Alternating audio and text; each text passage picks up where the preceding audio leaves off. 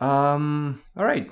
So yeah, so this map is pretty good for France. You get a lot of livestock, you get some good treasures. Um, got a lot of resources in base, which is just a bit better for France as they tend to be a little bit slower than Germany and scale Yeah. better. Well, yeah, the longer the game goes on, it tends to be better for France because obviously you have cuirassiers, you have, I think dragoons are probably better than war wagons for their cost and whatever. But obviously, it really depends on who can win early fortress. I think is what really affects us in a substantial way. But yeah, as I said, goats around the map. So I think there's 8 in total, and obviously France has that native scout. The map I think looks pretty. It looks pretty. I forgot what word. Balanced, right? Yeah, my game takes a lot of time to load. All right. Yeah, this map should always be balanced. I think it's hard coded to have 3 hunts and 2 gold mines, coin mines in base every time. I've never seen this spawn wrong, so It's also a macaque as well in base, which is quite nice. But it is also a coin start, probably favouring the French there. Obviously, both players will go for a market, but I think France enjoys the market start more than Germany does, especially seeing as the TP is probably better for Germany, right? yeah. Well, yeah, coin start isn't bad for Germany, but yeah, for sure, Germany would enjoy an early TP more, and also France tends to have a little bit of an easier time getting the market and hunting dogs up. They just start with an extra 100 food, and it makes it easier to just chop and gather the resources for the early hunting dogs. We have a bit of lag, but I think that's just the start of the game. Hopefully. Yeah. So Bathbeer is gonna rush the goats in the middle of the map, and there's also 2 really nice treasures there. 3, wait, 80 wood, 85 wood, and oh, but Lecastete is gonna try to steal it, but this macaque is just too good. He might be able to take down the French explorer though. Oh no, the German explorer. No, he gets away. But that macaque, I think, is, or both macaques, I think, are as good as dead. Really. They do actually have slightly more speed, so that macaque can get away from that German explorer or French explorer. As a pause. Okay. Yeah, I hope it's gonna get better. Yeah. I don't think it's Anyway, me lagging, so I I don't know. But anyway, yeah. it could be 85 yeah, wood's good, right? it could be me, but I'm not dropping any frames, so Well, we'll see if it continues. I'll come out, all and right, then if it continues after that, I guess we just switch with me streaming. something like And that. then you Yeah. can co-cast. Well, we'll see about that. But yeah, Castete's nearing again. Jerimuno trying to save his explorer. Now gonna try to portrait away, but kind of doing it too close. You need to have your monkey further away if you want to portrait efficiently. Anyway, so yeah, this is, like Germany got a nice treasure, but he may be in trouble later on to get his trading post up, which can be a big problem for him. Also, especially because France still has that native scout, so kind of like forcing your opponent to fight you like that when you have an extra scout means you have an extra easy time getting the goats on the map. So he has free reign over the map with his native scout here. Yeah, he's already gotten 3 scouts, 3 goats. One to Jerimuno, but I don't think Jerimuno is going to get another goat at all, really. And also, he's going to have quite a bit of trouble getting that trading post up, right? It's only 144 HP. Again, you do have a native scout chance, so you can sort of use that to position it in on sort of a middle TP, right? Yeah, yeah. And scout it out. I don't know if is it worthwhile just to keep your explorer next to sort of this trading post here, just to make sure the French explorer, the German explorer can't get a TP up, or would it be better to build your own anyway? Um, that's kind of a tough question. But before I answer that, thanks a lot to Meadowsite. I don't know how you say that name, but thanks a lot for the donation. Very much appreciated. Um, yeah, so that's a tough question. You could just sit there with your explorer as friends and build the TP yourself, maybe. Oh yeah, because TPs have changed. I forgot about that. Yeah. Yeah, I think that'd probably be the best thing to do, wouldn't it? Or Rather but than taking his middle TP, but Cassette is going to pick up 80 wood here. which is one of the benefits he has from having high HP. But he's going to lose a And lot of HP, which is kind of a problem because he really wants to punish that German Explorer now. But I guess he will still have enough HP left. Could have maybe microed that a little bit more, but... yeah. Actually, he has less HP than the German one. And also, the thing is, the German Explorer has the... what is it called? The settler right next to him because he's now herding. So Jerimuno is definitely going to get that in-base trading post site up and running, which I guess he wasn't able to sort of treasure as much as he wanted to do. He did get 45 food there. And actually, no, Jerimuno having a better age one than Lecastete. I think it really comes down to Lecastete not using his native scout to help in the fight. He could have killed that explorer early on if he just brought his native scout and just fought with it, basically. And then that German explorer would be dead, and Germany would need to build a TP with a settler wagon, which is expensive and slow. So, yeah, maybe a little bit of a... and Lecastete maybe not abusing his age 1 advantage enough here. And Germany getting away with a couple nice treasures, yeah. So, not all that good of an age 1 for France, but at least he does have 8 goats, which is much more than Jerimuno's 2 goats. Which, actually, to be honest, 8 goats, they end up fattening around 10 minutes, don't they, without a livestock pen. And, I mean, that's the sort of time where this game sort of hots up this fortress age timing or whatever.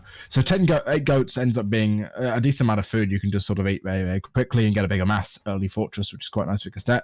And Jerimuno not having a great age 1 himself, so really... The age 1, I think, is about balanced. There's not too much of a difference. But we'll have to wait and see what both players do in age 2. Obviously, both players going up with the quartermaster. There's Jerimuno going up with the stable. I would be surprised if Lecastete went anything up with the stable. Where's the stable as well? Yeah. So very standard opening from boss players. Bit of a later stable for Lecastete, but nothing too bad. So yeah, it's kind of like you're a little bit on the back foot in this matchup if you open with the stable as France, but I still think it's the right thing to do. But you have to be careful, obviously, because Germany will get more cav out early on. But you can add quickly some infantry and, just be fine. You can always add 3 hussars as well from the home city if you want to be kick-ass and do his build, but... I don't think we're going to be seeing that. But 2 Ulans coming forward. Yeah. Lecastete does have just about getting great coats in, so Harrison would be happy. And he's going to get some of his villagers in the TC preemptively and get some shots off on those Ulans as well. But they're going to run away. Wait for next batch of 5 probably, or batch of 3 from Jerimuno. That's not too great. Oh, did he get steel traps? Yeah, that's, in my opinion, a mistake. You don't want to be... In this kind of matchup, having more cav early is important. Like, there's no way Jerimuno can take a fight now, and he can't pressure. And so he's got steel traps for 8 vills, which is like 1 or 2 vills max. So not that relevant. And meanwhile, he just got 3 Olans out instead of 5. So, it's a bit of a problem here for Jerimuno. And yeah. Now, even queuing it, did get another batch of 4 Ulans out. But once those Ulans do come in, I think Lecastete probably will have another batch of 5. Yeah. Now about going down. And the advantage that Germany does have early in the colonial age in this matchup, the extra 2 Ulans you get with each shipment, is sort of nullified here because of only a 3 batch of Ulan and then a second 4 batch, which is pretty weak actually. But a trading post going up for Jerimuno in the middle of the map, which I do quite like. Yeah, so indeed, we do have 9 Huss against 11 Ulans, which is for sure better for the Huss. I mean, I think the Huss win this fight quite convincingly. So, yeah, Jerimuno not really in a position to pressure all that much, but he does have steel traps. Lecastete baiting. Oh, that is a nice play. He's trying to bait Jerimuno to come in and just trap him. Yeah, there you go. He gets the snare in, and Lecastete gonna try to... Oh, what happened there? He canceled the... He canceled the animations. That's unfortunate. So Jerimuno just gonna get away. Could have been pretty bad for him. That native scout, most importantly, is also seeing an extra batch of Ulan coming in. So Lecastete knows he can't be too aggressive here. Also seeing the barracks. So, good information by that native scout here. Yep. Well, that's a lot of Ulan. Let's have a look here. 16 Ulan to 9 Hussars and 5 Musketeers. I think the Musketeers added into that probably win the fight, don't they, Yeah. versus Ulan? Yeah, easily, Quite for easily. sure. Um, But it means that Lecastete, he's got these musks which aren't going to be ideal in Fortress, while Jerimuno God, will just be able to upgrade his Ulans. 3 dubs. that's such a mistake, True Dobbs. Look Uh, at Cassette now has 10 Musketeers. 10 Musketeers plus the Hussars, plus Minutemen because obviously he has defender's advantage, plus maybe some CDB fire there. I mean, there's no way Germany wins this fight if right. Cassette Yeah, might correctly, right? yeah, it's not what Jerimuno wants. Another batch And of just Musketeers as well. thanks to Noel for donating a subscription to Commit K, or actually was it Commit K donating to Noel? I couldn't see. It was all donated to Trevor. Yeah. It's nice of Uh, him, but yeah, this is yeah. pretty good for France. I mean, these musketeers are not that good in Fortress, but dubs are even worse. So, and if they come to fight now, I think there's kind of a lot of stuff for Germany, but it kind of comes down to micro, and it might be just a better trade for France anyway. And look at this macro now. Casted stacking exactly 400 gold, shipping 600 gold after 700, and just gonna age up. Jerimuno also gonna age. But yeah, pretty I good would for argue France. that these dops are actually probably more useless than musketeers in A2, right? Yeah. Because they're just clunky units to use. I mean, they're really good when they get into a fight, but 8 dops, you're probably not going to get veterancy on them. There's a lot of musketeers here though from France. I've just seen Noel donate 10 subs, which is pretty insane. I guess you got the Well, yeah, nice. Thanks a lot for donating so many subs. I got some sort of weird pop-up that didn't mean much, but yeah. Anyway, Kastet has to be careful though. He doesn't have all that many musks. He can one-shoot dubs, which is what matters the most. But then again, Jerimuno is aging, and he doesn't want to really fight this. Kastet is also aging, but our Minutemen coming in. This may be tricky for Kastet. tricky for Cassette because of those Minutemen. I don't think he really needed to push forward here. He's probably going to lose those Musketeers. Dots in hand-to-hand combat with the Musketeers do well. Actually, an Ulan behind, really nice from Jerimuno there, being able to get a couple of snares off. This is a good fight for Jerimuno. Both players are now up, though. Kastet may have wanted to make a few more musks if he was going to push the barracks like that. So that was a pretty good trade for Jerimuno, and Lecastete is just behind now. I mean, he's also got raided in base. Did he lose any villas? Didn't lose. He lost none. You can look at that trade, mate. 8 Ulan for 16 Musketeers and 4 Hussars. That can't be a good trade. That's a pretty awful trade, actually. And he's probably now going to lose another 4, well, at least another single Hussar. Oh man, this pathing is just so awful. Yeah, all the vills just getting stuck. He's gonna have to delete his market. The vills just dying. This is GG, honestly. I mean, there's nothing France can do anymore. That was really unfortunate. Really unfortunate. The Dragoons coming out here are nicer. You can kite the Doppelsodners. Nicely pulled actually from the CDB, being able to take them out, just pop them. And I don't think Cassette is entirely out of the game yet, but it's looking bad. I don't really understand the 3 War Wagon shipment. I would have preferred 8 skirms. 8 skirms because of Dragoons are going to come out. And he's got dubs, so he's kind of safe. So he could just go for skirms. And because he went for the War Wagons, it kind of gives a window to Cassette to try to take a good trade here. And he's... I don't know if it's enough, but 1 more War Wagon, 2 more War Wagons coming. So it's still really tough for France. He needs a batch of 5, a batch of 5 Dragoons and a batch of 5 skirms. There's the 5 skirms coming out. We're probably going to be seeing 8 skirms with a shipment. Would not surprise me at all. And hopefully there's a batch of 5 Dragoons because otherwise, actually there isn't. So Cassette not in a great place. He's running out of resources in base. There's one Caribou left. We're now actually going out. And his next hunt's over to the left here. So if that gets raided up, will be completely GG. But you can see from Jerimuno now sending in those strong age 3 shipments, 8 skirmisher plus 3 Ulans, really good. And the military unit difference is huge. 72 to 29. Yeah, I mean, he just you can't take this kind of bad trades against Germany in this kind of matchup. I mean, Germany tends to have more units than you, so if you already delete your units, then you're going to be just so far behind, it's going to be impossible to come back. So you already have to micro well and take good fights, and then France does absolutely well. But yeah, like just pushing that barracks was a big mistake. If he just aged and had these musks, they're not that great, but they do make sense. Even like in Fortress, you just ship falconets, and the musks are still sort of useful to defend the falconets, while the doppels of Germany are really not very useful. So he could have just aged and been fine, but pushing there was just another commit, and yeah, it just cost Gastet the game, and then it snowballed because that pathing around his market there, just losing a bunch of units and vills for free. And now, yeah, it feels impossible for France to come back from this. Yeah, France can't really do much. There's basically 7 useless units. So, 14 military population, which is useless for Germany. So that is one positive for Castet. But really, I mean, he's down in skirmish account. He's what I think 2 war wagons is probably roughly equal to 3 dragoons in terms of effectiveness. There's 7 skirmishers, and you can see 32 to 18 skirmishers in a matchup which is heavily dependent on them. Actually, even 37 skirmishers. That's my mistake. But I mean, Castet is so far behind.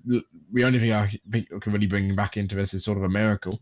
Yeah, with 2 falconets doing huge damage or something. He needs either to kill like 15 vills or to just crush the next fight, even though he has half the military. So it's gonna be tough. But I think he needs to go for falconets here. It's a risk, but you need to make something happen now. It can't be queers because there's stops and there's war wagons. So I think now you just go for falconets and you hope you get a great, like some good volleys or something, and I think what you do is you go Falcon S and you just pull in those CDB, try and get them to tank a bit of damage.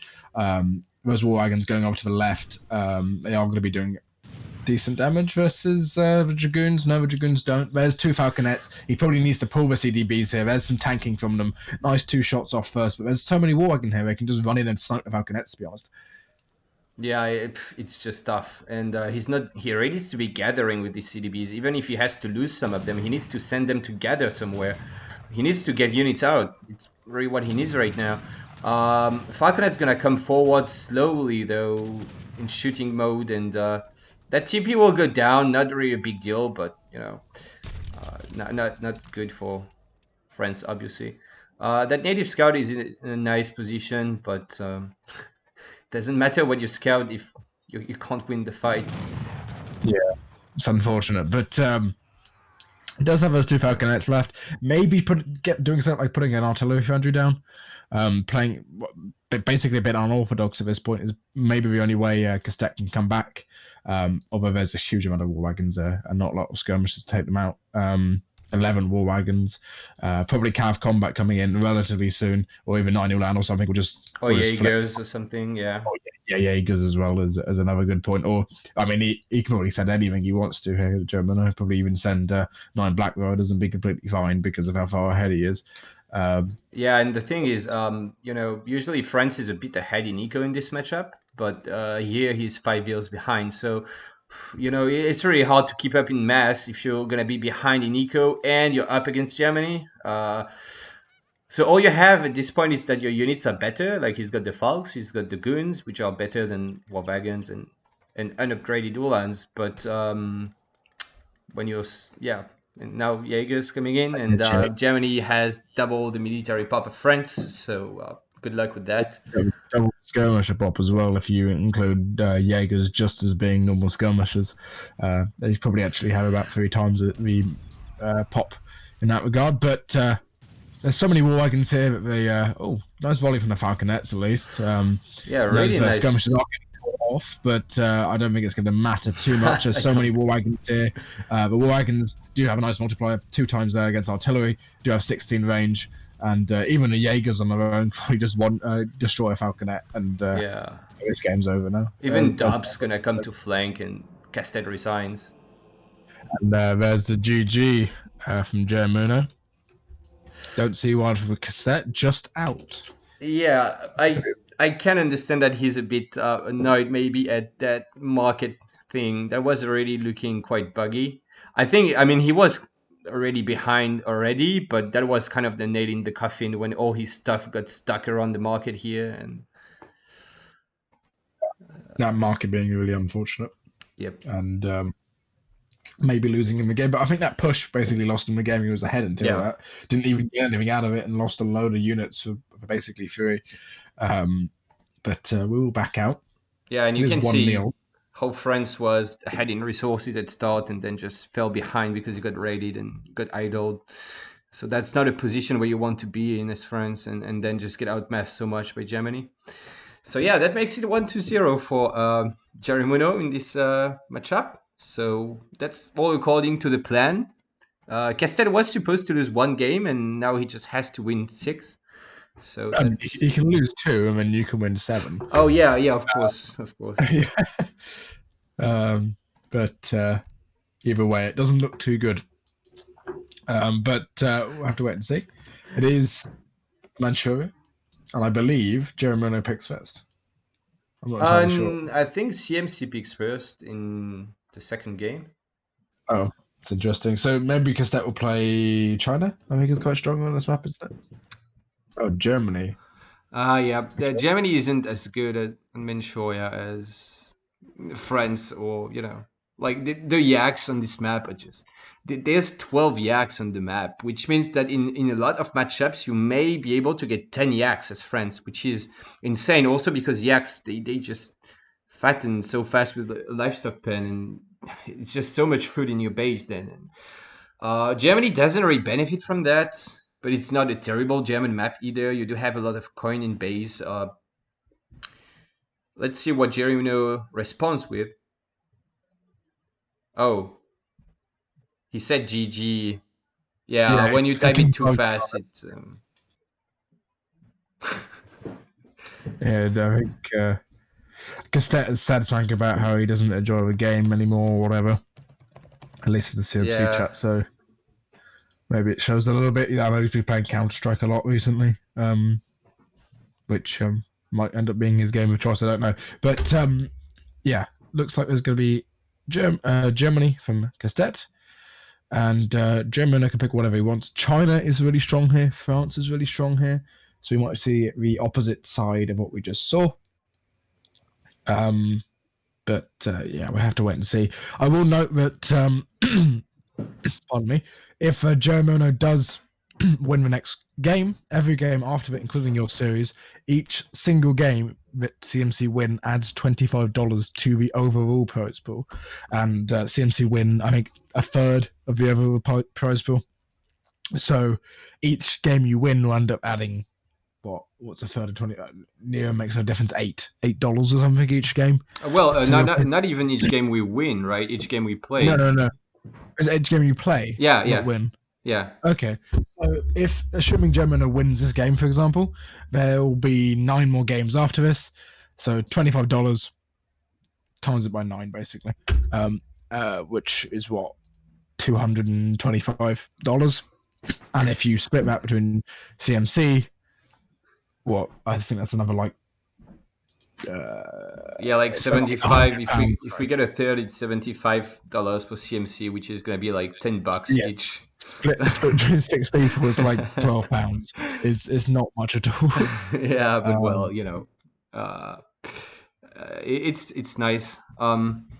Yes. But he does need to win 2 games because you said if Jerimuno wins the next game, but there's also he needs to win another, or Maito needs to win another. Oh yeah.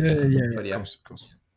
Anyway, so it looks like Lecastete so locking into Germany for that game 2 on Manchuria, and Jerimuno going for China, which is, like we say, not a very good or a very easy matchup for Germany, especially on the map like Manchuria, which is one of the best Chinese maps in the game. So gonna be tough here. Gonna need to micro really well. Yeah, this matchup's pretty awful for Germany. I know you dislike it quite heavily. I mean, when you played versus Maito last time, the only game you lost was China versus Germany, if I recall correctly. Yeah, you just can't win a fight, honestly. You can't. You don't have a window to push because you have more units, but you can't push in the choke of the China base, and anything can pop at any time from any village, anywhere, and then if you wait too much, China just builds an unkillable army, and there's no way Germany can compete with that. But it's not the worst matchup either. Definitely Germany can win it, but you have to play really, really well as Germany, I think, and micro really well, make no mistake, and then you have a shot at maybe winning. Anyway, we do see here on the top right side of the map, Lecastete as Germany in the color blue, down 0-1 against Jerimuno in the opposite side of the map as China in the color red. We do see Lecastete not... He didn't... I would have gone for that directly and just got a market and hunting dogs because the coin is really nice for that. But instead, he just found a 90 wood treasure, and he's gonna just go for a TP, which is really nice. Yeah, and the TP, although actually at the same time, Jerimuno went for one because he saw that... Actually, Jerimuno doesn't even have a wood treasure, so he just went straight for a TP. Somewhat surprising. I don't think this really works as China, though. It does work, but it's a bit slow, maybe. But I think you're just going to be really slow to age up, aren't you, comparatively? A bit, yeah. But he does get 40 wood. So it's not too bad. Keep in mind, the village is 10 less wood now. So it's basically like you got a 50 wood treasure, let's say now. And also you get an extra 100 food at start on this patch if you don't have wood start. So all in all, it's probably roughly as fast as the old China where you would get 300 wood, 200 food. So, it's not too bad. Lecastete working on another treasure, and whoa, that was close. But Jerimuno just turning back right before. He just wanted to find the yaks, so he didn't keep going, and he didn't find that treasure, thankfully for Lecastete. So Lecastete picking up a second wood treasure here. Yeah, actually a really, really nice age one for Lecastete here. There's Northern Refugees, which is effectively 2 villagers coming in. Obviously not the best card when you have Germany, who has a 4 villager shipment in age 1, but that's what China normally sends. If we have a look at the decks, pretty industrial age focused deck here for Jerimuno, although obviously every single card filled out in that Fortress Age. No Sagier Herd though, which is quite surprising. Normally you'd like Sagier Herd in deck against Germany, I think. I think it kind of depends on the map, but on this map where you have so many yaks and they're going to be fat, I don't think you're going to need the Sagier Herds. While something like Iron Troops is really nice against Germany sometimes, because obviously Uhlans don't have a lot of HP, so a very, very strong unit, these Iron Troops that just deal so much damage to everything, including Uhlans, so it can be a problem for Germany to deal with. So I kind of like that he has that in deck. Eating a yak now and gonna try to drop his wonder, but all these wheels from Jerimuno just kind of walking around, he's not gonna age all that fast. Yeah, and slow aging versus Germany is particularly bad because you can get raided like hell, don't you? Especially with his wonder being quite far away from... it's a decent way from the village. You might see a couple of Uhlans coming onto it, but although actually we're aging about the same time. Yeah, it's okay for China. I mean, he's got a 75 food treasure and now a 45 food, so it's not too bad. One thing I would question here is why did he eat a yak instead of the goats? Because obviously the yaks, they fatten faster and they have more cap. Like they will get 400 food instead of 300. So if you're gonna eat one animal, you might as well eat the goats early on instead of a yak. But just a small mistake, not a very big deal. Yeah, they do fatten faster as well, actually, I think, don't they? Yeah. They compared do. So goats. Eating them early sort of loses you the potential of these yaks later on, while eating the goat is not a big deal. But one, I think they're going to be aged actually basically exactly the same time, which is quite nice. Normally, China is slightly slower than Germany, if I recall correctly. But really, I mean, Lecastete just missing that 120 XP. That treasure for Germany, if he can go and find it. I don't know if he actually did scout it. Someone scouted it, so probably he did. If he picks it up, it'd be quite nice. 120 XP is sort of a third of a shipment. I think he Although, could pick these up with 2 Ulans or even more Ulans, like the XP and the coin. He doesn't have enough HP to go for these now, but you know, in H2 at some point with your cav, it's a nice use of them. You can get these nice treasures. yeah, and I think Jerimuno is just going to go for a normal FF, nothing funky. Coming out, he does pick up another 65 coin, gets a disciple for free off of that, which is quite nice. Why not? I mean, you know, good mechanic.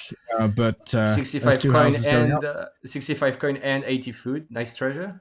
Yeah.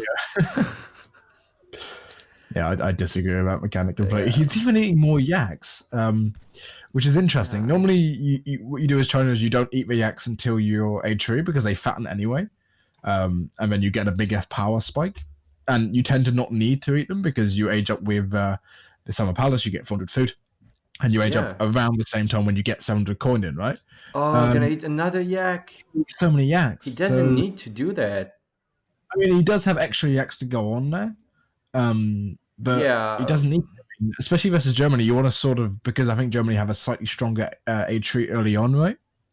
Yeah. You tend to get starved slightly as China, so you don't want to go and eat those yaks. You want to keep them alive. There's 2 Ulans coming in. There's the porcelain tower going out, which is roughly 8 villagers when you put it on wood. Well, to be fair, he will get a really quick age up now, but I don't think it's worth it, really. I think staying in base for longer with these fat yaks and yeah, it just feels better than aging slightly faster. And well, anyway, a tower, huh? On that, which I quite like. Yeah, secures that 5,000 coin, and is also a bit of a forward shipment point. Maybe Jerimuno won't think it's going to happen. Although 4 Ulans coming in, one of them half HP, might be able to get that War Academy villager down, or even the monk. I think the monk is not a bad idea to try and get down early. It is 100 XP, but that villager is going to go down to lay that War Academy. Oh, yeah, yeah, nicely done by Lecastete here. So forcing Minutemen and killing a Vil for 1 Ulan basically. So it's pretty good. So yeah, Lecastete is going for the naked FF, the 3 settler wagons, 700 wood naked FF. I think he may have overchopped some wood while aging because he's aging late. You should be up faster than that. You should be up in roughly 20 seconds, and he's gonna be up in 45 seconds. So he basically aged a Vil late, which may be a problem because obviously if he's got this outpost here, it's because he wants to apply some early pressure with the early unit shipments. But if you're late by 25 seconds, it's a bit easier for China to defend. He's gonna pick up the monk, or probably not. That monk is gonna beat the Ulans, so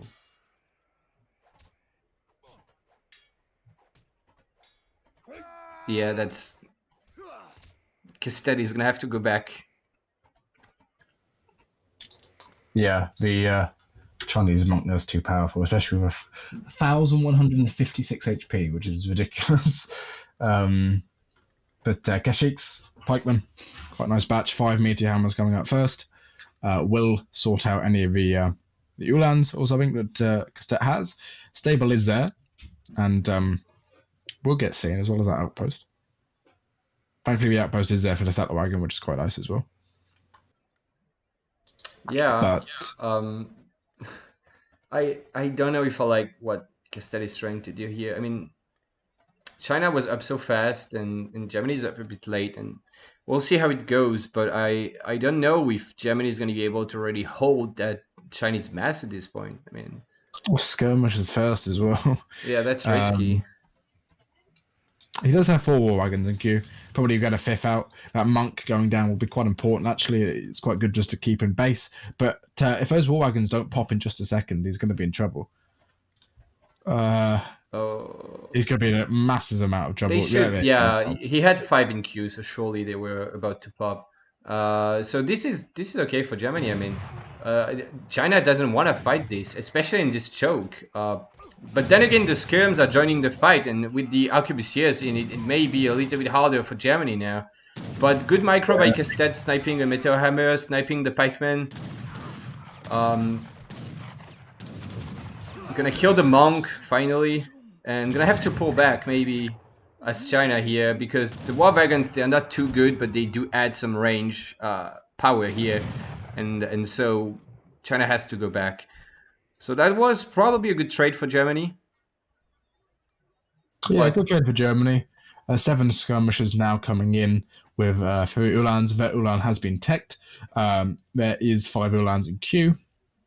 So actually, China, look, they've basically lost out on a couple of those meteor hammer shipments, couple of units dying in that sort of first little fight. But they're not in a bad position themselves. Have used the Minutemen as well. But that Chinese monk being down is actually quite important. Disciples and the tanking ability it does have from being in cover mode is quite significant. Yeah. When fighting just basically masses of units, because it will soak sort of a couple of volleys of skirmisher fire, which might end up winning you a battle or whatever. But this is a big timing from Jerimuno. You can look at that ball of infantry which just came out of nowhere. He doesn't have enough cap though. I mean, there's just enough for wagons to snipe these meteor hammers, and then it's just a bunch of Chengdaos. He does have skirms, but less skirms, I believe. Well, kind of an even number actually. But these Chengdaos are just getting sniped. Good job by Lecastete. And once they go down, there's still 8 veteran Ulans. So it could be tricky for China. But Lecastete needs to go in with his Ulans now. There's 8 veteran Ulans, now war wagons coming out, so there's now 11. Oh man! When you add the shipment and 5, but they are getting caught up with each other, which is really sad. And now there's enough Changdao where those Ulans aren't going to be doing as much as they were. He could have. And China. He could have crushed that. I mean, especially with the war wagons popping after, he just needed to snare and force China to fight, and then the war wagon shipment, and he would clean up. But yeah, now it just gave enough time for China to remass, and he's got a batch of cav out, and he's gonna have another unit shipment soon as well. A market will go down, which is quite nice. Give you a bit of XP for Lecastete. He needs to be careful about this village though, which does have actually a dead yak next to it.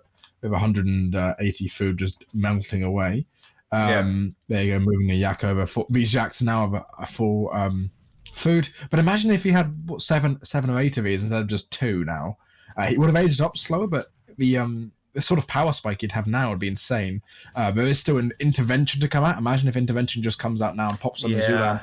Look at this positioning by China. He's trying to flank for sure. He's got some cav behind here. He's got his army on top. He's gonna try to get a flank, but is he gonna go in line of sight of the tower? Almost, not quite, but this anti-cav is a little bit far away for China here. Thanks a lot for subscribing, Fighting Frenchman, to ESOC. Yeah, these. I don't know how this is going. 5 war wagons is huge here, coming at the back.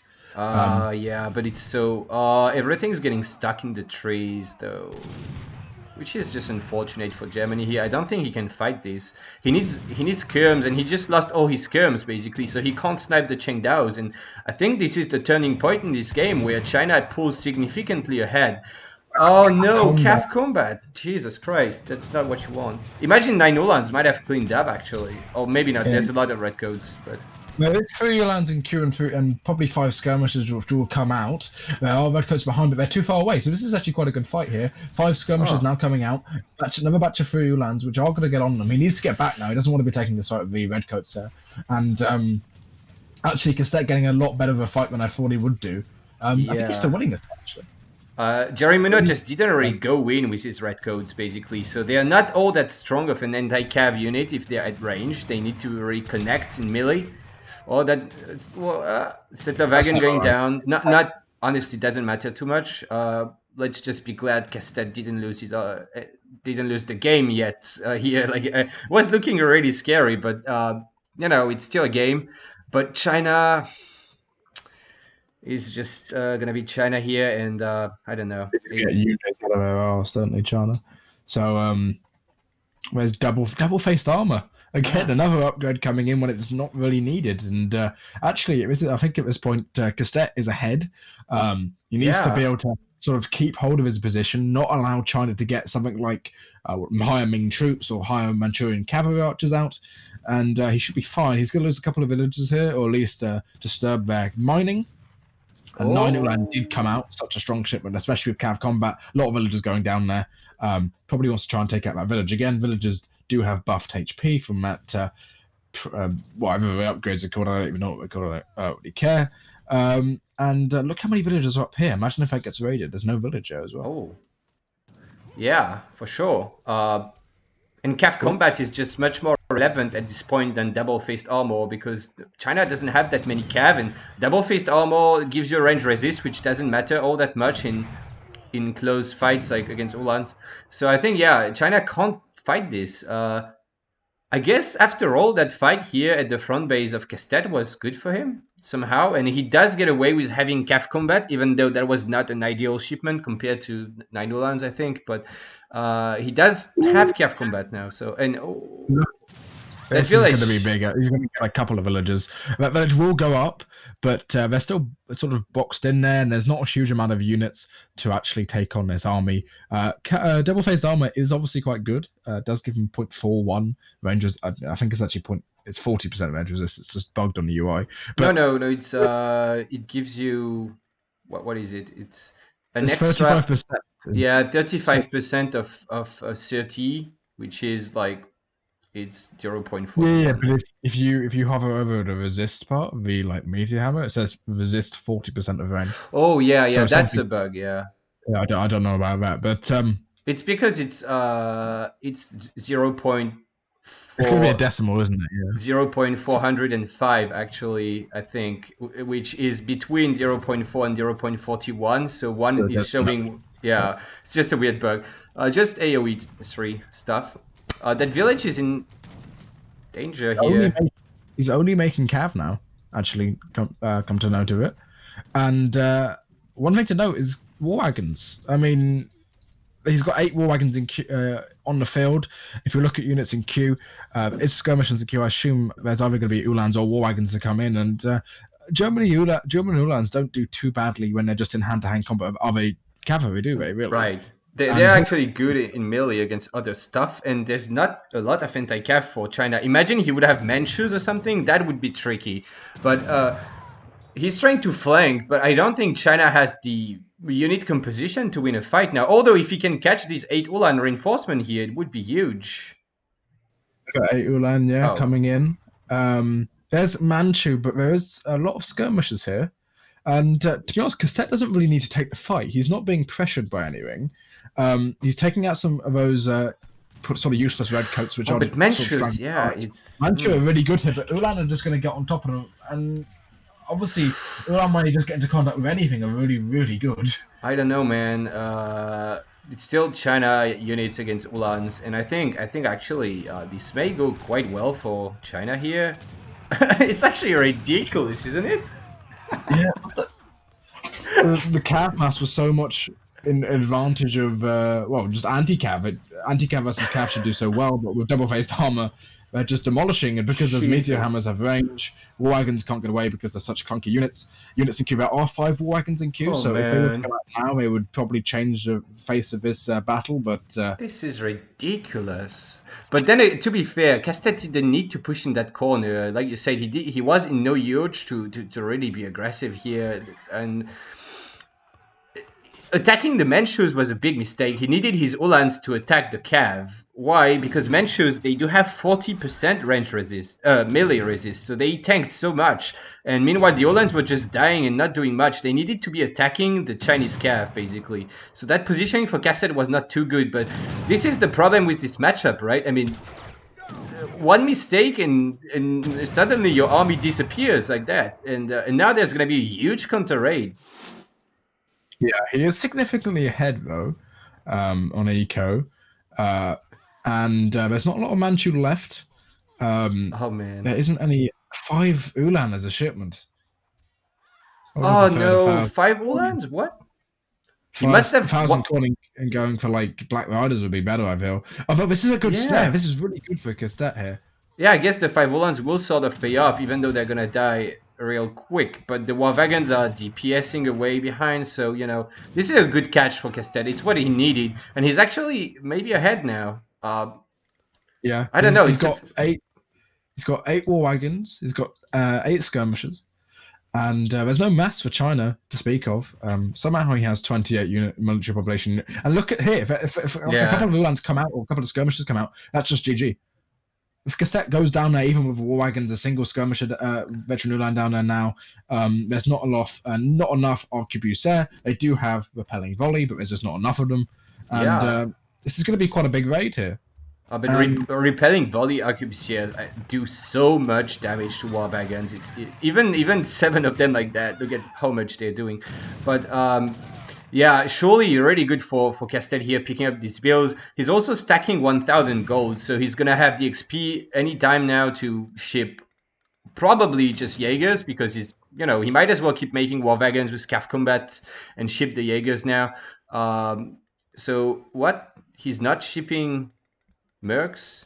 He's floating 1k gold and he's not shipping Mercs, even though he's got like nothing else to ship. So I don't know what Lecastete is shipping right now. I think Jaegers would have been GG. Jaegers, or I mean, even Black Riders here, I think, are pretty good.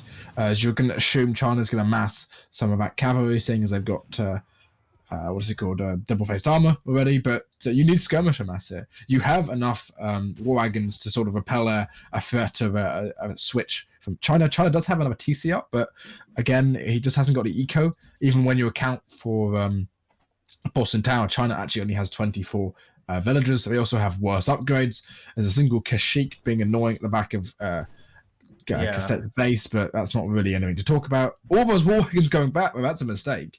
If they're all going back for a single Kashyyyk, and imagine if those meteor hammers went in now and just demolished because of that single Kashyyyk, it'd be pretty funny.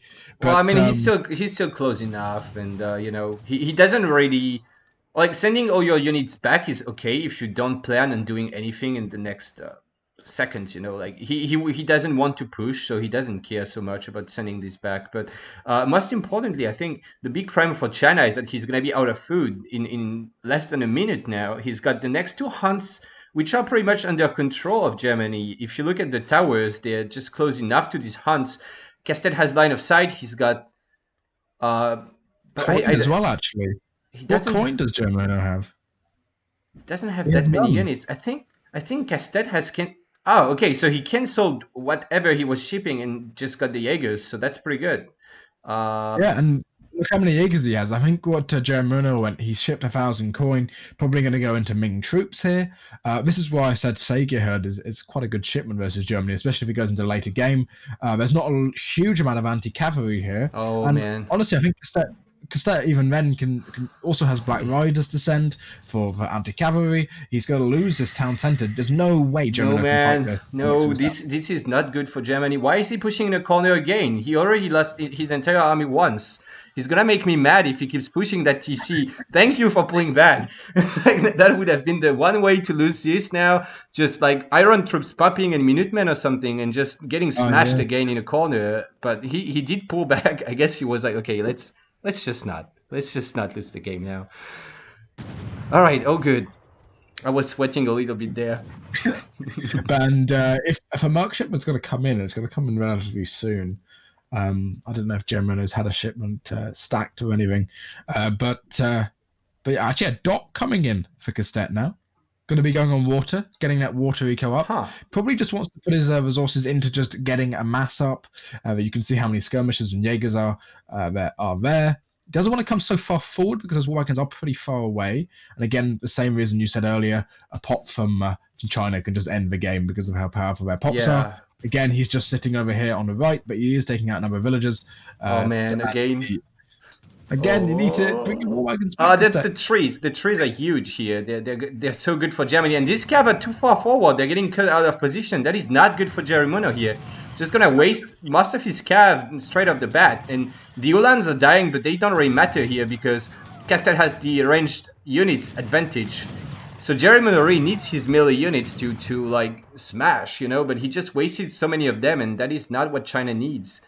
And about the dock, I think it's because, he's going to wait. Lecastete knows he's going to be out of coin very soon. In the next 10 seconds, he's going to run out of coin on that coin mine. So he just, figured adding a dock to gather some coin would be a good idea, and I can agree with that. And he still has 1k gold as well, which is probably what he's sending right now. 1k gold, making more, probably more war wagons here, and probably more veteran skirmishers as well. He is getting pushed up the top, but again, Lecastete doesn't really mind if a fight comes up the top, if units are up the top, because well, China's just so far behind in eco. They're so far behind in military population. And here's another batch of 4 wagons. I think this is the time that Lecastete probably wants to push in here. He needs to be careful of the iron troops, though, which I think is probably what's going to end up coming out in just a second. Because of those Jaegers. And those war wagons are going to come back. Are going to be able to get on the disciplined iron flails and the Chang'e. They're going to get it's basically everything but the arquebusere there. And I think we see the final fight of this game probably. Minutemen coming in, just a huge mass of Germany. Territorial combat, which is not very good. Great. Doesn't have that many units, but yeah, I think Germany is just crushing this, and even Sri Ulan's gonna pop nicely from the tower here and join the fight. So all these war wagons getting caught, but I think it doesn't matter at this point. Yeah, I think you do the Z move here, kill all the Chang'e, and you're completely fine. I mean, look how many Jaegers are left. There's still 10 Jaegers left. These units are basically 2 skirms each, with exceptional range resist at 40%. And this is just over now. Just look at these war wagons dying, though. I mean, it doesn't really matter, but it's ridiculous how fast they die. Like, he's lost like 5 or 6 war wagons to like 10 skirms in the last 20 seconds or something. It's wow. Those arquebusiers do what? I think 2.6 or something times against war wagons. When you count 2.25. 2.35, yeah. Which is what, like he does 45 damage. He does exactly 45 damage to these war wagons. So that's a lot of damage. You need like, I don't know, 13 skirms to one-shoot a war wagon, which is massive. Yeah, especially seeing as war wagons are so expensive. And there's the GG coming in. I mean, and Lecastete.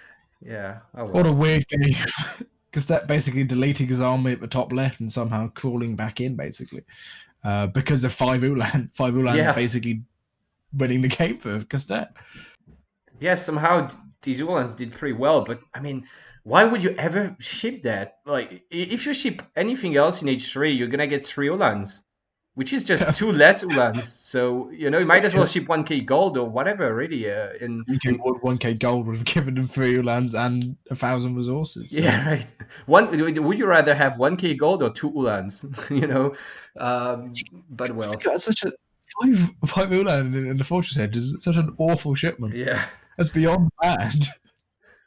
Yeah, it's especially for Germany. It's like it's something like 3 Haas is not good, but it's definitely better than 2 Ulans because this is a 2 Ulan shipment. So, well, anyway.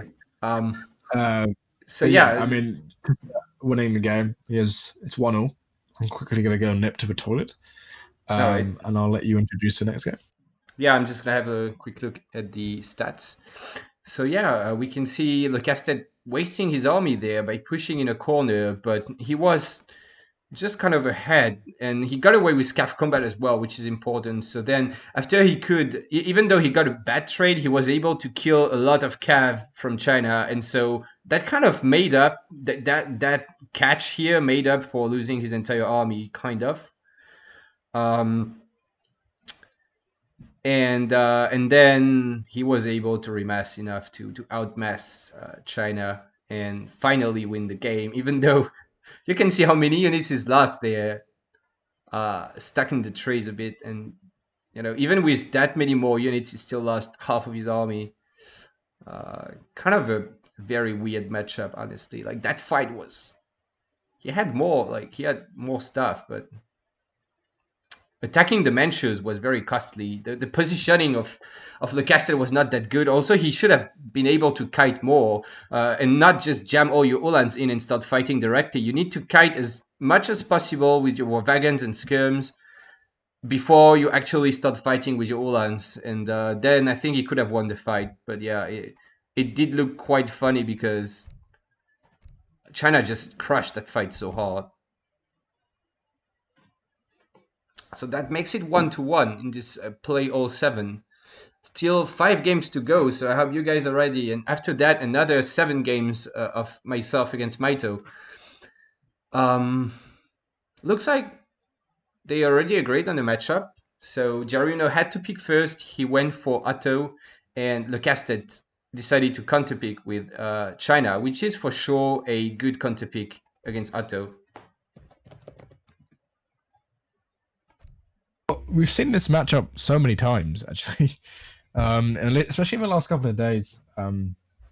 We saw Kevin and Perez both played a matchup a couple of times, and I think we just saw it in the game just before of Optimus versus who was Optimus versus King of Osman, with actually Osman winning both times. But yeah, I mean it's quite an interesting matchup, right? We've seen people go Jan Hus, not Jan, yeah, Jan Hus, just into China's base as they age up. And it's basically on China to actually defend. And if China is able to defend, they end up winning, is the basic notion of it. And getting a construct down and stuff like that is really, really important to China in this matchup, I believe. Yeah, just basically whenever China can get to mass a fortress army, they win, pretty much, from my experience. I mean, of course not if they lose a ton of vills or something, but like if they just kind of hold, even though they lose vills, lose some stuff, as long as they can mass a big army, Atto kind of has no way to beat it somehow. Just looking at the hunts, it does feel better for Castet than for... Oh no, never mind. There's this... No, okay, it's probably fair. I mean, this is that, so I guess it's... Okay, yeah. I think it's the trees. They make it look like there's another hunt on the left. Actually, there is another hunt. I think it is fair. It's quite a low hunt map anyway, and it is Ottoman anyway. And yeah, and the coin mines are actually pretty much symmetrical. So I mean, symmetrical compared to that middle TP. So yeah, I think it's fair. I think this map has been fixed. This map used to spawn poorly, but you always have a bison hunt. Been changed. You used to have ponds as well. Yeah. Build monitors in and whatever. Where it was a game with Turk versus, I think it was Turk versus Snow or something, and I was casting it with Adam, and that lasted for fucking ages. But yeah, you can see Castet going for a TP on a 200 wood start, so he did the same as what Jerimuno did just a minute ago, last game. And Jerimuno obviously is Ottoman, is going to go for a TP. He does get the worst TP, and there was a bit of discussion in the chat in the last series about it, right? That's not the worst. Well, yeah, it's worse than the left one. Yeah, right. The middle one is the worst one. Yeah. But yeah, there was some discussion in the chat about if it's fair or something about trading person, or do you go for the right trading post, or do you go for the left trading post? And it tends to end up being quite just luck based, right? Yeah, it's just luck, unfortunately. I mean, if you go to the left and your opponent goes to the left, well, whoever is a bit faster, whichever explorer spawned a little bit closer to the TP will be able to build it. And if you boss go to the right, it's the same. So it's just about who will be lucky enough to be the first to reach the TP. Or in this kind of game, fortunately for them, they boss just chose a different TP, which means Castet is slightly ahead because he got the XP a little bit earlier. But yeah, it doesn't matter too much. It doesn't matter. It's marginal. What is quite nice for Castet, if he knows that Ottoman is going to go a bit more aggressive, he did get a War Dog, and he also got Gentle Pete, the pet bear, which might end up helping him a little bit, just to sort of soak some damage when it comes to that sort of Age 2 fight, if it does come down to that. And also, especially with this Cherokee Rifleman, that adds another decent amount of damage, which, especially versus like two settlers coming forward, you can use them to snare. I don't know if a Cherokee Rifleman snares, because it is a skirmisher, and some of them don't, some of them do. But no, it doesn't snare. It doesn't snare.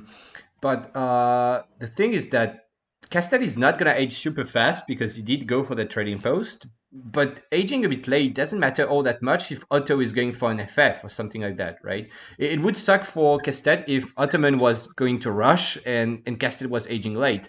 But now that he's got that Pokemon army in Age 1, he's gonna be able to deny any sort of front base by Otto. So that is kind of huge. So he doesn't mind it being aged up late, and also gonna be able to deny a second TP. There's no way you take a second TP against a billion units like that in Age 1. Yeah, and he's also now using it just to get 75 food. Cherokee Rifleman is next to Soklu, whatever that name is, the Ottoman Explorer. Does see it, does get shot off of it. Probably two settlers coming forward here. You do see that trading post going up. It will go up. Yeah. I don't know if it will go up though. It Will it go will. up? Yeah, it will He go up. needed Yeah. to sit on the TP basically. But Jerimuno is wasting a lot of time with these two settlers. They do finally get that barracks up, but it is spotted. The Chinese monk there and the gentle Pete the bear and whatever his dog's called Nacho is going to probably take down the Ottoman explorers, which is actually pretty important. 500 HP and 15 range attack isn't anything to snuff at for a single unit, and these two settlers need to be careful, But especially when the yeah, age is up. I think he should have maybe gone for the Vills. I don't know if targeting the Explorer was a good idea. But probably one Vil will go down though. He's not getting the snare in. That's because that not really microing here. So these Vils, a nice pull by Jerimuno here. So he's gonna get away actually. I think this could have gone a whole lot worse for Jerimuno here. He could have lost. He could have not built a TP. He could have lost a Vil. But in fact, he gets the TP up. He doesn't lose the Vils. He has a forward barracks. So pretty good, all things considered, for Jerimuno here. Although he didn't get a stable up, which is, as you've seen a lot in this this matchup, you tend to go for a stable. You tend to be able to get up some Huss out early on, but now he's restricted to put it in base. And unfortunately for him, I mean, 5 Janissaries, if you can get sort of Chukino out, or you can just age up as Lecastete here, I think you're just fine, really. I mean, he's now might even lose a settler because he does have the snare on it. I don't know if a dog snares. No, it doesn't. It doesn't. But Castete is going to lose a villain base. Nope, he's reacting just in time. He has a unit shipment on the way. If you look at his yeah, 30 out of 30, which I believe is pikes actually. Hopefully, because one Vil gonna go down though. It's a little bit sloppy by Castete. He needs to be a bit careful now. 8 bows. Chokunu, which is really nice. Yeah, it's nice for the time being, but very soon it's not gonna be nice because there's gonna be Huss on the field. But I guess with Minutemen and a batch from the Summer Palace, he will probably be okay. Also, these pets will help against Hussars. Yeah, I mean, you can if you train 5 disciples or 4 more disciples from that Chinese monk, it does slow down your age up a bit. But I think 5 disciples probably with Minutemen with a batch from the Summer Palace probably take on 5 Hussars. Yeah, he will be okay. A decent amount at least. And this he's now going to go for the trading post, but he's really, really slow here, Jerimuno. And I think that Castete, with 700 coin, will get up. He will go up with the Arquebusier Wonder, more than likely. And what's really important for him now, I think, is to be able to get 700 wood in and just be able to get a consulate up. Because if you can get a consulate up and you can get intervention in, or even if you just send 300 export dismac intrigue or something, and you get 6 redcoats in, it sort of shuts down the push, especially seeing as it's such a slow push now from Jerimuno. Yeah, it's going to be a timing of around 8 minutes, probably with another batch of Janissaries. There is some Hussars coming in, but Minutemen will be called probably. I can see a problem for Lecastete though, is that he's housed and the Summer Palace batch is not going to pop. Now he's going to get that. Yeah, he needs to build that village like real fast.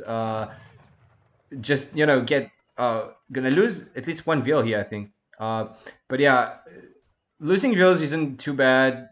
Well, it's not ideal, but that 1 Vil did not die. So yeah, he called Minuteman. He's just holding that. It's 7:30. Otto does not have a stagecoach. He barely he's taking the TP down, and it's looking really good for China at this point. It's a bit unfortunate for the Step Rider army there. You do want to change that normally as China. That Step Rider was also somehow locked in there. If you look at the villager next to it, 2 villagers on that constant to get up as quickly as possible. If that push came in, and there is coming in now. There's a couple of disciples nicely done there with the Step Riders. That wall kind of might go down, but that's not the biggest problem. The constant just needs to go up, and then he's fine.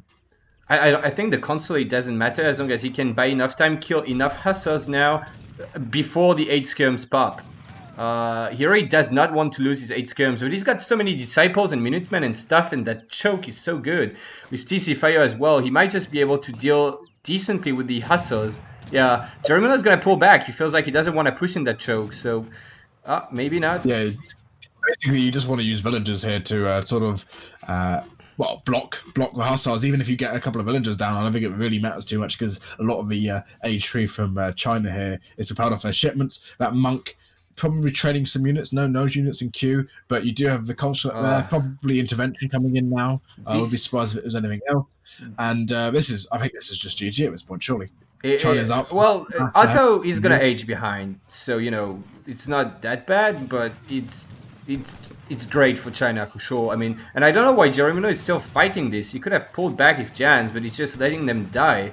And that was an insane trade for China. And yeah, it's pretty much GG, but no stagecoach either. So I don't understand the plan at this point.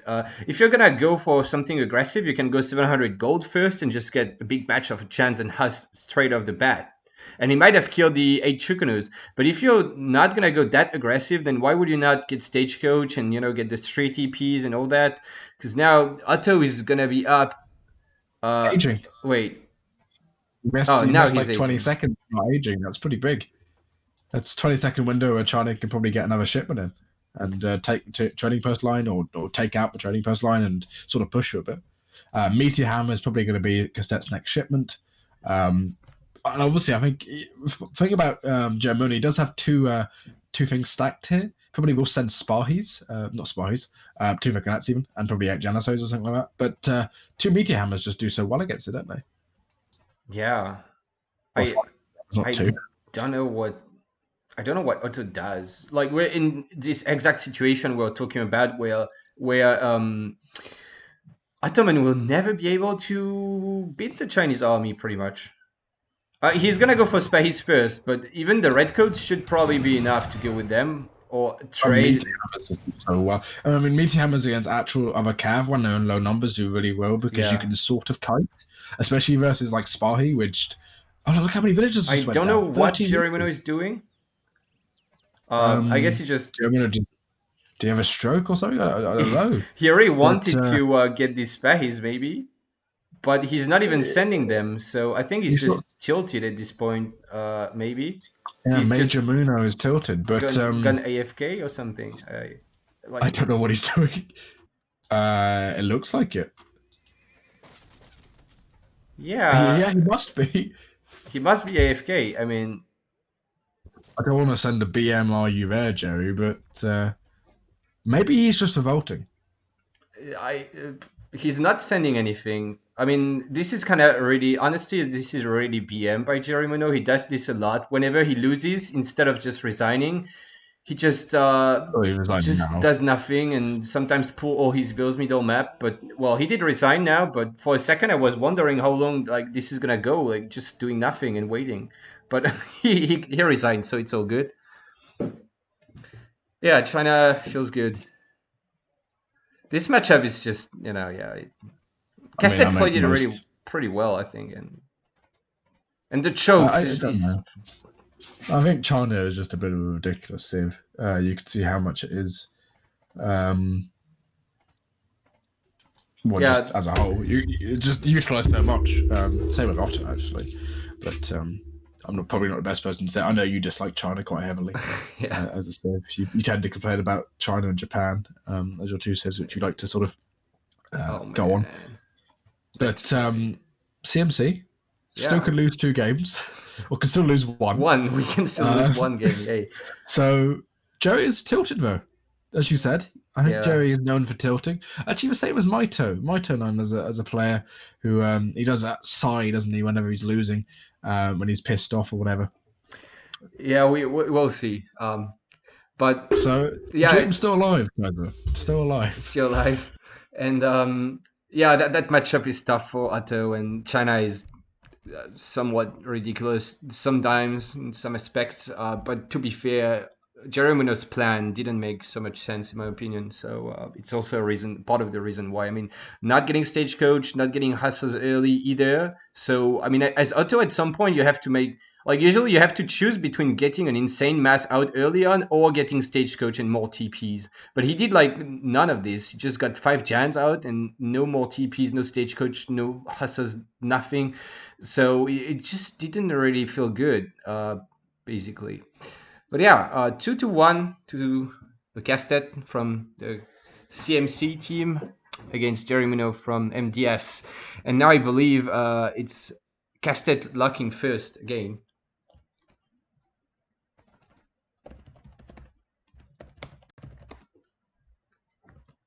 Yeah, Lecastete does lock first. Is bearing straight, which is a bit of a boring map, but let's see what we do pick. It's a bit weird because you do have both your TPs in base, so there's a few civs which are pretty strong here. I think Dutch is quite strong on this map, isn't it? As a whole, I see people playing it quite a lot. Dutch? Or what did you say? Dutch as a civ is quite strong on bearing straight, isn't it? Yeah, it should be fine. But it's never really I don't know, a tournament pick. I feel like Dutch can get counter picked, and it's not bad for sure. This map is one of the best Dutch maps, but and Lecastete is quite comfortable with it, so it's definitely not a bad pick. But something like Hero would still be tough for Dutch to deal with on this map. I don't know what Jerimuno actually plays as a civs. He does have Japan he can still play, which Japan versus Dutch is an interesting matchup. I think it's somewhat Japan favoured. You have to be quite aggressive in Age 2 as Dutch to really do anything with it. And I know Germany does play quite a lot of Japan, right, as well. Yeah. Plays Yumi dub. Of course he does. Yeah, and he may want to use Japan before the Civ resets, because obviously it's one of his main civs. So yeah, he would probably like to use that civ before the reset. So he may just go Japan now. Yeah, we'll have to see. It's not too bad of a matchup for Dutch, but Japan just sometimes feels pretty hard to counter. You have to micro quite well against Japan, and it's easy to take a bad fight and just lose the game against Japan. So we'll see if Jerimuno even goes for it or for something else. Have to wait and see.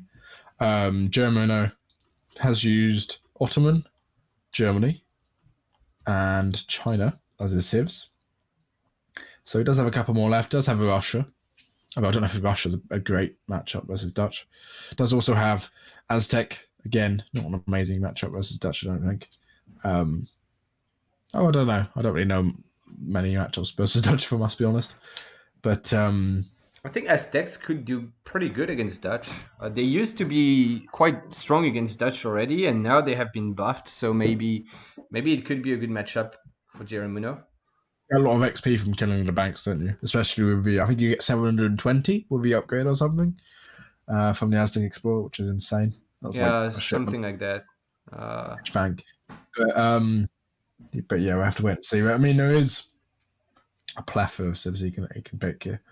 It is quite a high hunt map, low coin map, which is one thing to note. So Germany or France. France is pretty strong, I think, maybe against Dutch, but again, we'll have to wait and see what Jerry picks. He's probably talking to his team, which is why he's taking so long. Yeah, he has to think because it's looking pretty tough for CMC. But if Jerimuno just loses all games now, it could we could still win. So I guess Jerimuno wants to take time to figure out the matchups and not pick a bad save now or something. Yeah, I wouldn't be surprised if he picks Brits, actually. Oh yeah, Brits would be good. Yeah, Brits Dutch is like the most unfair matchup, one of the most unfair matchups in the game. It's insane. Brit can just spam longbow and win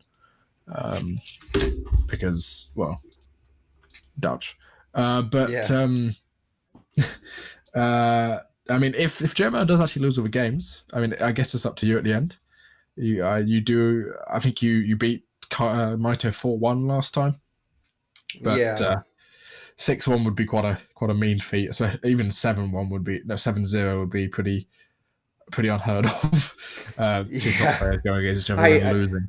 If I go 6-1, I'm already really happy. I mean, even 4-1 was a pretty good result, right? So 6-1 would be really good. But you never know with Maito. Like sometimes it just Maito seems to be able to play amazingly, or he seems to have his off days, especially when it comes to finals. He seems to stroll through like quarterfinals, semi-finals, and when it comes to finals of playoffs or whatever, or of tournaments, he tends to choke a little bit.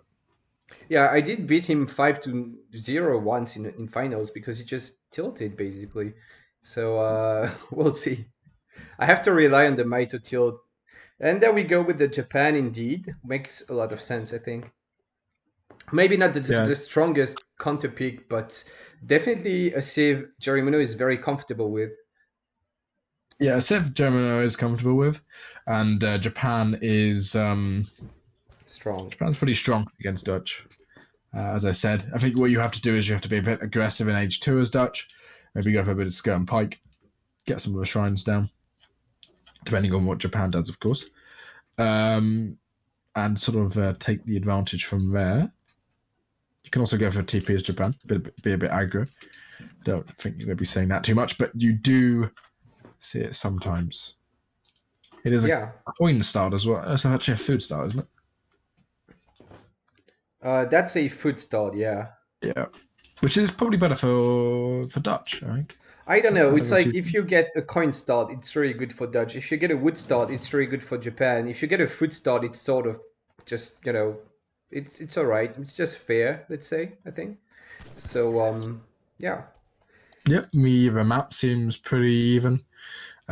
Both players have their 3 mines next to their base, one in base, and that gold mine on the bottom. Yeah. But yeah, I mean, it looks pretty even.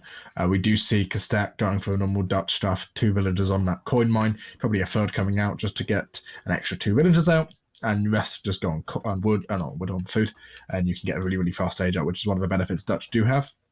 He's going to pick up 40 wood from a snow leopard. It also does see another 40 wood. One thing about this map is it does have a lot of wood treasures. Used to have an insane amount, but I think it actually got nerfed, didn't it?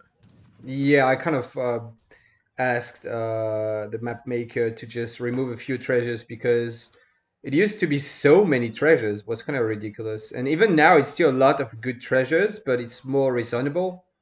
Yeah, But yeah. I think it used to be like, I think it was like 4 or 5 95 wood treasures or something ridiculous, which and they all ended up spawning in one place. So if you ended up having someone like Brit or Germany, you can end up taking both TPs in transition because of it, which is just unfair, really. But bit of a contention here. Jerimuno's ninja, whatever they're called, the explorers, and they have a Dutch explorer on this.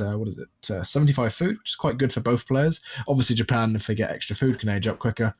Constantly going up for Japan as well, which yeah, he got a 40 wood treasure, and this is also a matchup where you may be able to get away with building a consulate, even though you don't have 300 wood. So I can understand where he's coming from. I mean, he's got the 80 food, he's got the 40 wood, he's gonna get a discount on his age up, so he will probably not be too late from that consulate. Not as fast as if he didn't go for it, but he should be okay. yeah, he's going to be quick because he's also getting that 75 food, which I talked about earlier, which is really good for Japan because you can. The faster you edge up, basically, the better it is. You don't miss out on villages or anything like you do with European civs or TWC civs. Yeah. But Dutch obviously is going to be quicker anyway. Yeah, it is, but maybe not as much quicker as it would like to, especially against a consulate start. I don't think Lecastete scouted that consulate. He did so yeah, walk in base though, and he know from the age up time. Actually, no, he won't know from the age up time because it normally slows you down. Maybe he did scout with his envoy at some point. Actually, I think Lecastete knows about the consulate. I feel like I remember his envoy coming close. So if he knows about the consulate and if he can figure out that Japan sent Kami, which you can do by just clicking on actually you can just check Jerimuno's deck. He doesn't have any other option than Kami, which is a bit questionable because it gives away your plan. It's still laggy? Apparently it's still laggy. It's maybe just because I checked the deck right when you say that.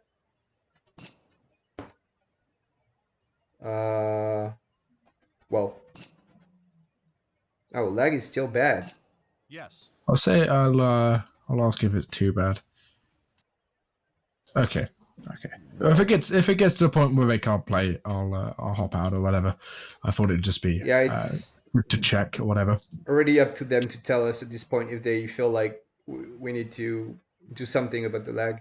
But yeah, so this is old school Japan, just the Portuguese consulate in age 1, Kami, It's still it works against Dutch for sure. But if Dutch knows about it, he can send and he's gonna send Vils. So you can open skirms for forward barracks with the forward barracks and pressure Japan and abuse the fact Japan is not gonna get these shinobis or clubs out or anything. Just bestiaros, but later, and pike down the shrines. As well. Yeah, you bestiaros lose to skirms as well, don't they? Which is one thing to note, as they do have less range. And Yumi's also lose to skirms, don't they, in H2, because of the range difference. If you micro really well, but it can be tricky. Japan aging at 4 minutes 30, which is a very good age of time with the consulate start. That's because of the treasures he's got. Japan had a tremendous age 1, so it's going to be maybe a little bit hard for Dutch to punish this greedy play here just because of how fast Japan has aged. And Lecastete is floating wood. Finally going to drop a barracks a little bit late, maybe. So what you normally go for, if you're going skirmishes, you go for a barracks and you give one house and a market, if I recall correctly, or you go for 2 houses or something. You build a barracks, a house, a market. You ship 700 wood. You get a bank, and you just open with 5 pikes probably, and then skirms or something like that. So you send the pikes over to get to some of the shrines around the map. But actually, unfortunately, there's no shrines near him. There is one over to the far right, down at the bottom, but he's sort of mid-map here, and there's no shrines around him. May be able to get that consulate down, but with TC fire and the walling from Jerimuno and even a barracks going up on the top there, I don't think too much is going to be done. Yeah, but really, I mean, it's good massive skirmishers beats Japan in H2 without stable or anything, surely. Yeah, but he will add a stable probably. But then again, hussars are just better than Nagis when it comes to these kind of fights. 4 skirms is unfortunate. It's not enough to shoot a Vil. If you had 5, this Vil would be dead. But yeah, so these shrines on top are gonna be so tough to get down. Like, this map has so many Hans, and the shape of it is perfectly circle. So it's not like, on some maps the shape makes it so that if you have a front base, you can siege down anywhere easily. But on this map, it's actually really tough to go siege the shrines. And Jerimuno has done a good job of keeping the shrines close to the border of the map. So gonna be tough for Japan to punish that kind of play side for Dutch. I mean, yeah, Dutch does have enough skirmishes now to one-shot villagers, and also getting out of stable, which is quite nice. That probably wanted to keep a couple of his skirmishes back, actually, just to kill that monk. Does go down, does get popped away. A couple of Yumis are out. Of course, Yumis, as I said, do tend to lose versus skirmishes H2, if you micro correctly. Yeah. But for their cost, Yumis are really, really efficient if you can get them just attacking. But there's 9 Yumis now. 5 Yumi could come out. Don't see a barracks anywhere, but we do see the consulate. So that probably Jerimuno will switch that consulate. He is near 400 exports, so he'll get the more than likely get the bestiaros out and swap it. That's what I would expect, at least. Yeah. If you can pop them on top of the skirms, it could be a big problem for Lecastete. Jerimuno could have brought his Yumis and just popped his bestiaros, but Lecastete is not too close to the consulate. Now he's going to be real close. Imagine that pop could be a problem here. Oh. Yeah, I don't know if they snare though. They don't. They don't. They're like skirmishes, so they don't. He has got him in melee combat, though, Jerimuno, and there is a couple of hussars in queue. Imagine if a batch of 5 hussars comes out right now. Oh, that could be huge. Actually a hole in that wall as well. Yeah, maybe Jerimuno overextending here, trying to. Also, 5 hussars come behind. He needs to stop meleeing his crossbows now that he figured out they don't snare. Why would you keep meleeing with them? It doesn't really make sense. But yeah, that is great for Lecastete. It's exactly what he needs. Even the pike's gonna connect with the bestiaros now, and he will have some siege. He may be able to take the wonder down after that with the pikes or something.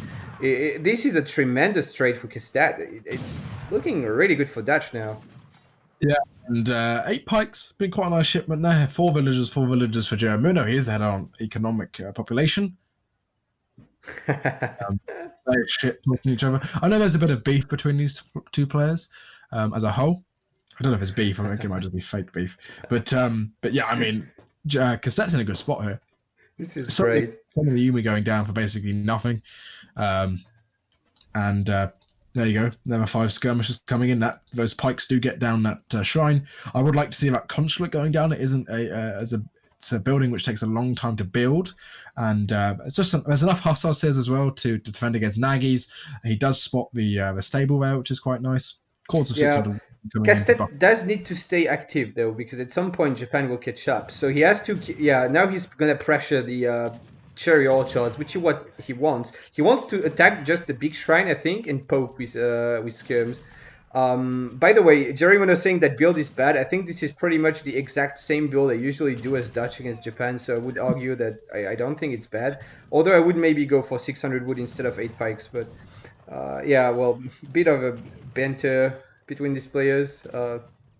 But I don't think they really do hate each other. They're just bantering about. That Tashoku Shrine's going to go down if he's not lucky. Oh, Minutemen do come out, so this is where this is the timing where Jerimuno needs to push here, needs to try and get some damage done. But I don't think he's going to get any damage done. Ashies are sort of useless here. They're not going to be doing too much. Not enough Nagis, basically. If you got 5, it maybe may have been enough, but that is not enough Nagis to really clean up. And infantry attack as well. Infantry attack is quite a bit questionable, maybe. 3 hussars would have been better here, maybe. Yeah, 3 huss would have been great, or even just 700 food or 700 gold. But that batch of hussar is going to be massive. Yeah. I think this is GG. Yeah, 5 huss coming from behind. That Tashoku Shrine is low HP, so we can get onto that. Daimyo is dangerously low, actually, 400 HP. All those Yumis going down. And, and yeah, this doesn't look good. Ashies are coming in, but Ashies versus Skirmisher, not good. Not good at all. And that Tashogu is going to go down. And that will give a lot of XP to Lecastete as well. Yeah, that is not good for Japan.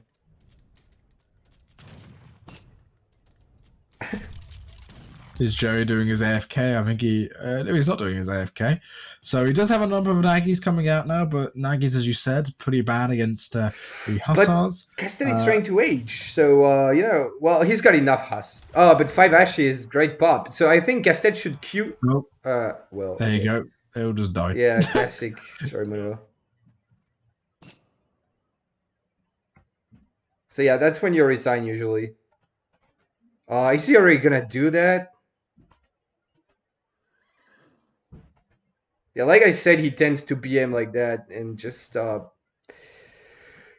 not quit when it's over. So now he wants Lecastete to find his explorer before he loses the game. Jerimuno. There you go, he resigns. Whoops, unfortunate timing. Well, yeah, I mean, I shouldn't really say anything as a caster, but like this is straight like BM just to find my explorers. Like, I feel like when it gets to this point, when the person doesn't have a TC and doesn't have an army, you should probably resign. Well, after he deleted everything, especially. He deleted everything, yeah. So he obviously doesn't want to play anymore. But it's a bit BM there. But Lecastete taking the third game. There's 3 more games to play in a play or 7. These are really fucking long. I sort of forgot how long they are. I don't know how long you've been casting for now, but you do have a game directly after this, I believe. Yeah, I have another play old 7 after that. So all in all, well played by Lecastete. And Jerimuno maybe not expecting such a what he would call a bad build, but you seem to differ with that opinion anyway. I think that build is fine. Really, I don't know about the 8 pikes that early. I feel like you need the 600 wood for just like houses and maybe another bank or whatever. I mean, like the barracks opening like that and into hussars, like, you know, it's pretty good because Japan is slow. He went for the consulate. He went for the Kami.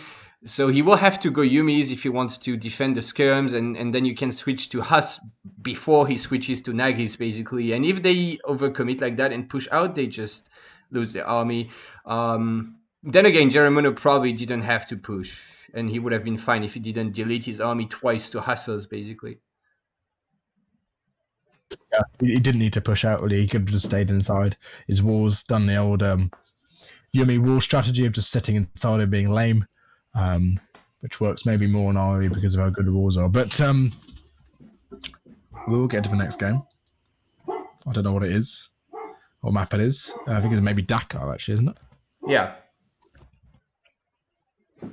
And it's Jerimuno to pick first. So Lecastete on his way to that magical 6-1. 3-1, yeah. You know, just another 3. He's won 3 games in a row. He needs to do that again, and then I need to do the same, and yeah, easy. We'll see about that.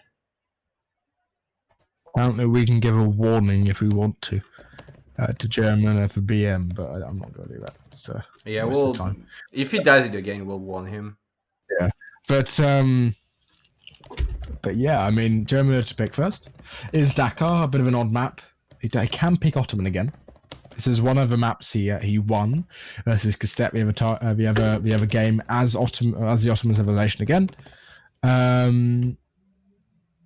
But we'll have to wait until he picks. But Lecastete, of course, can play China again. Play any map, any civ he wants. Yeah, civ reset for both of them. And well, I guess maybe Jerimuno will go for Otto. He's been playing lots of Otto recently, and this is the Otto map in the tournament. So, you know. But then again, his Otto didn't do too well against Castete's China. Yeah, so Lecastete could just do the same stuff again and maybe be in a good spot. So we'll have to see about that.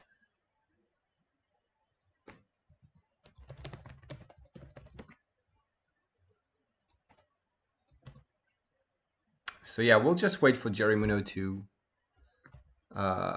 pick something.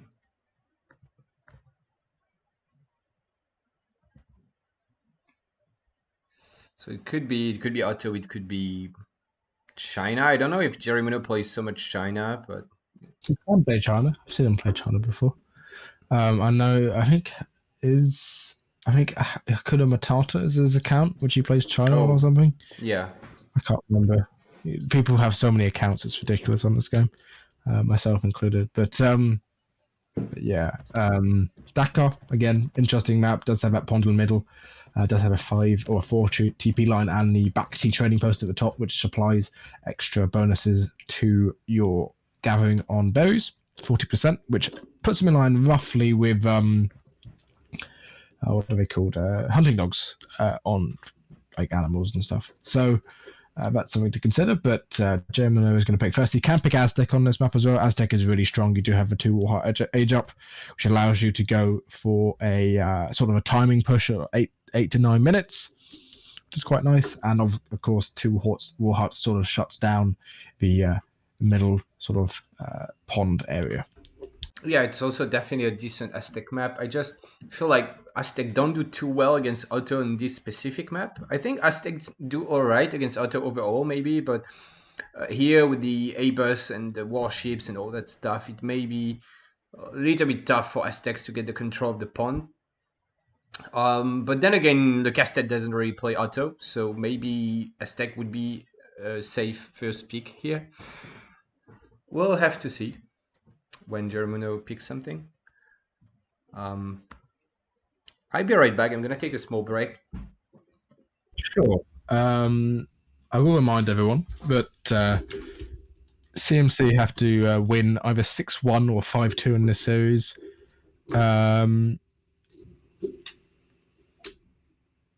And comparatively, Kaiser has to win either 6-1 or 7-0 in the series versus Maito, which is quite a feat. I won't be casting that. I think Eddie Holland or Mark will be casting that instead.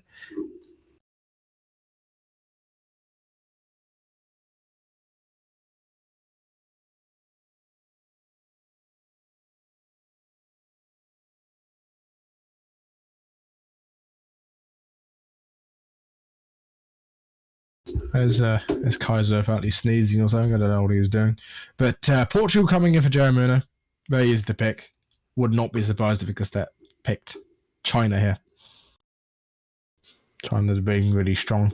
I, of course, famously beat Jack Gaming in this matchup, China versus Portugal, on a dark map. But I have to wait and see. That's obviously time gone by. But yeah, Portugal strong on this map. You can go water, can utilize the Portuguese town centre for a bit of anti-ship.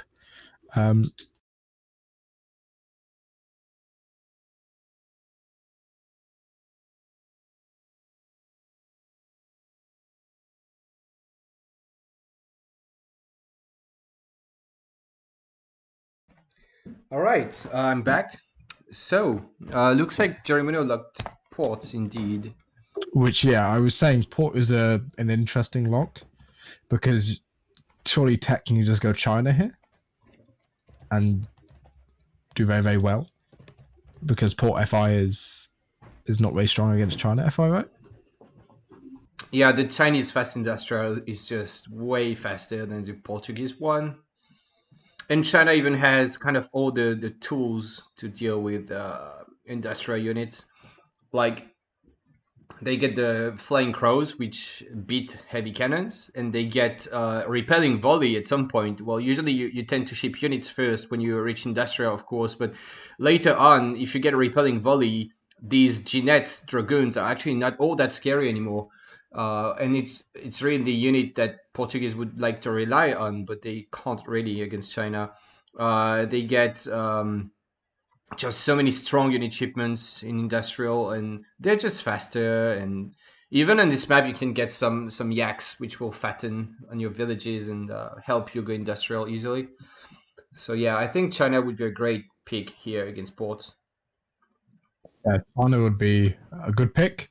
It's a two other civs you can pick against ports. Ports is quite an easy civ to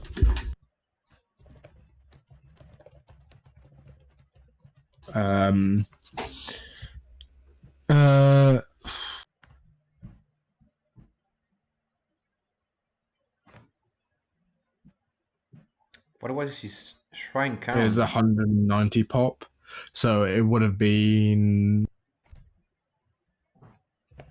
16 shrines. He didn't actually ever get to the 200, if I recall correctly. Of course, you do get 30 population from the town centre and the Shogo shrine. Yeah.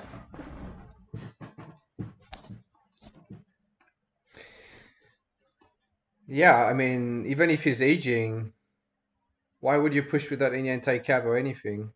Yeah, the stable was barely out of line of sight. I was checking at some point. I saw there was that shrine, and that shrine was it was barely just too far away to see the stable. So that was kind of huge. There you go. There's China for Lecastete. As I was saying, pretty strong pick against Portugal.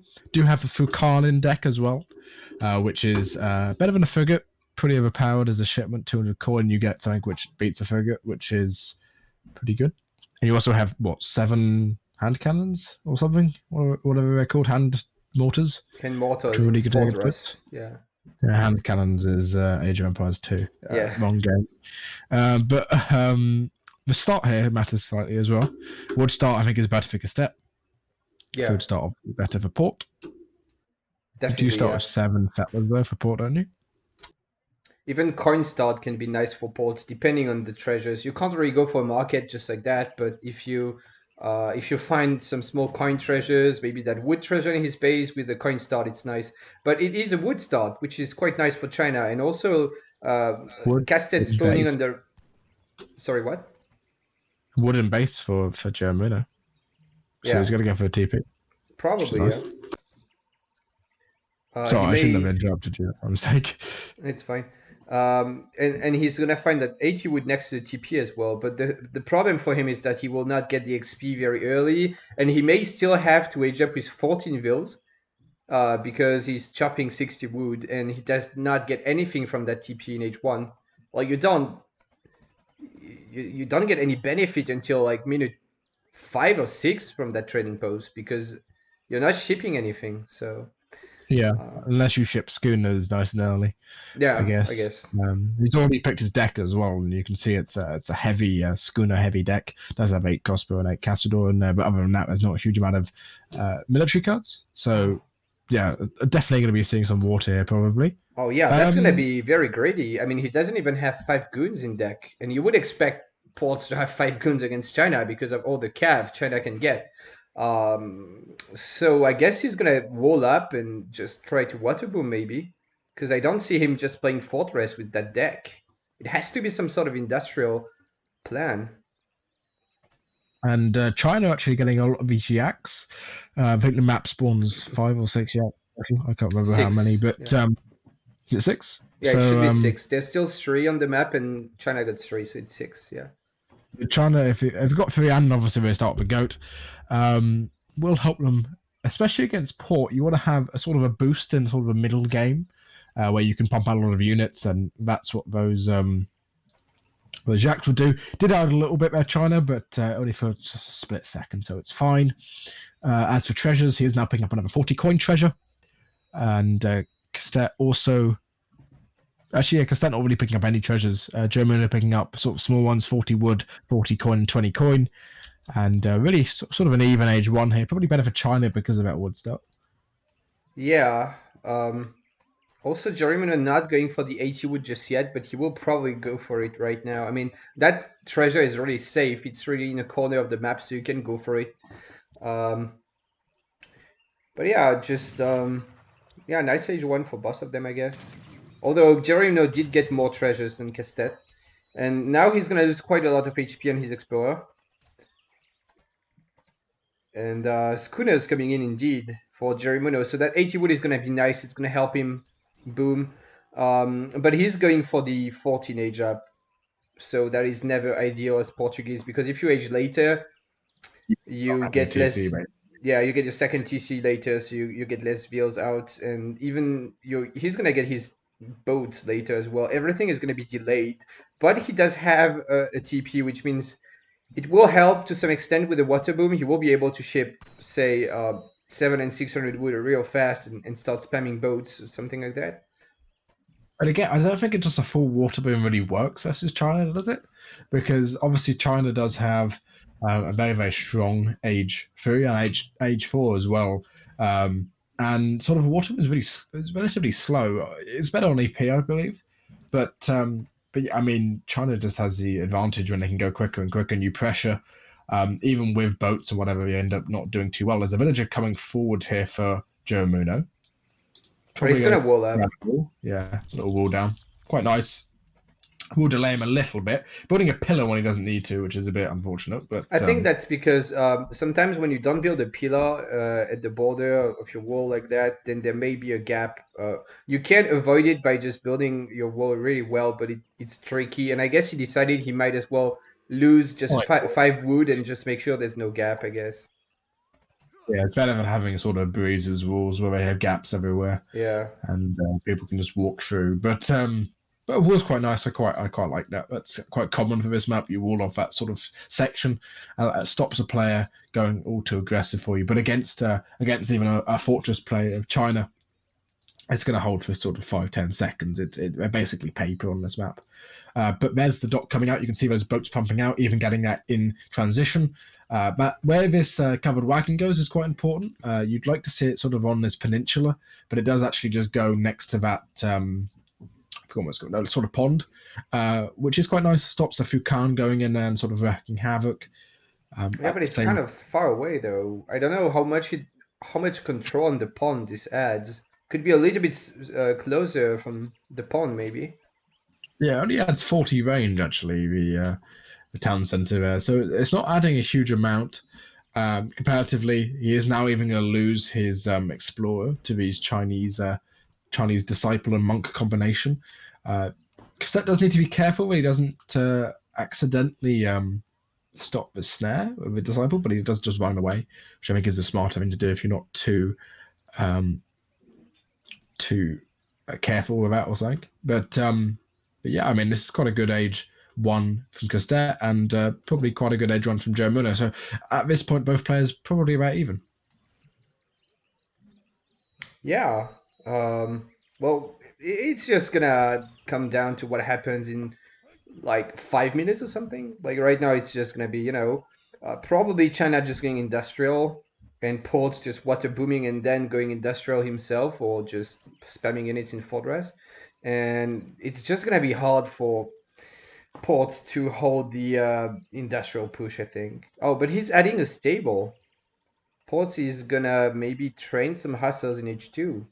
I don't know what that's going to really do though, Yeah, I because don't. well, if he gets 5 hustles out, that's a decent chunk of resources. That's what 5 hustles is roughly 450 resources, something, isn't it? Oh no, it's not. They're like 200 resources each, right?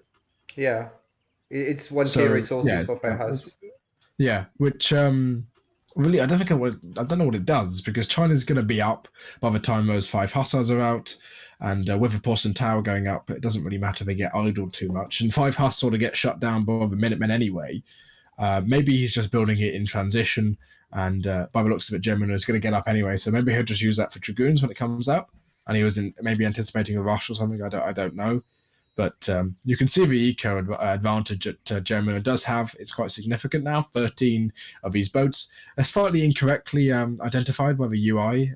Boats are slightly worse without any upgrades than villagers, Yeah, especially when you account for still traps and stuff. But yeah, he is definitely ahead. But once that Porcelain Tower goes up, for the time being at least, I think they'll be about equal on eco. yeah, Especially and when you account for the Solar Palace. Cassette also adding a second TP, which is gonna be nice as he's probably gonna go industrial. You can see he stopped mining gold now at 200 gold, so he will surely just ship 1k gold in age next. Jerimuno is almost up, so he went for a quick sort of semi-FF with just some boats. So he's got a nice eco.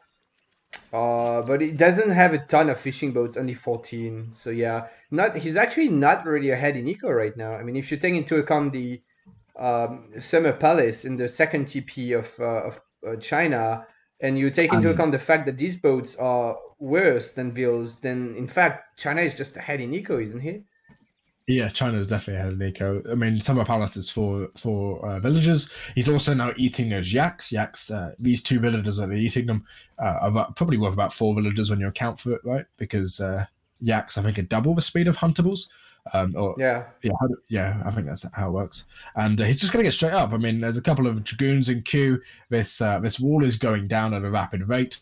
Another one is going up, but even more villagers that can sort of being wasted there. One of those villagers, if he yeah. doesn't, That Vil is he dead. has to No, delete it. one Vil is gonna die here, I The guess. one Maybe. village going to die, He and can pull it back, I guess.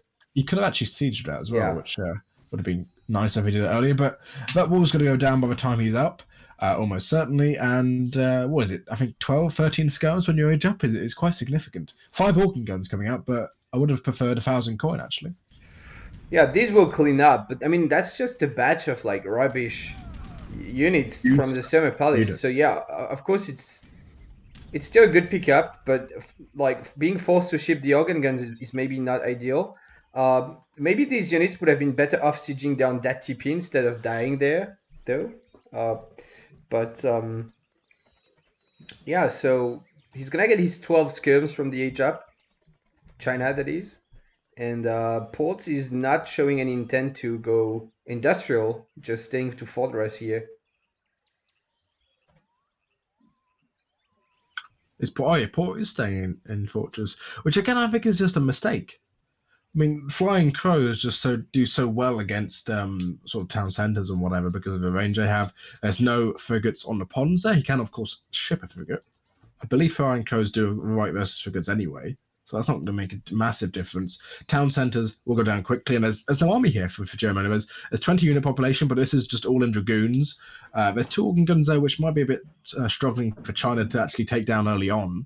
But honestly, I mean, yeah, once China gets what 1 unit shipment in, or eight meter hammers just beats this whole army of Jerimuno. yeah, and I actually would have liked Castet to ship his skirms at this forward village. Not on the side of the organ guns, of course, on the other side, just to snipe the dragoons. But they will come in now and kill maybe 3 dragoons, I think. Honestly, So I think this monk could probably kill one of his organ guns himself if he just walked forward. yeah, he could basically- surely do some damage. he has a hussars attack, colonial age hussars attack at the moment. There's a war academy going up. Losing a village here is actually somewhat important because Cassette is now popped. He's now going for a consulate. Obviously, consulate units do actually upgrade to their respective industrial age.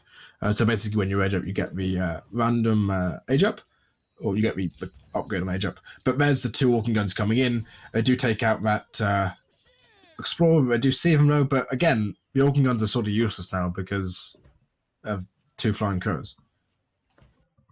Yeah, definitely. And Jerimuno is aging behind, but like he went for a sort of semi-FI, and I don't really like the sound of that.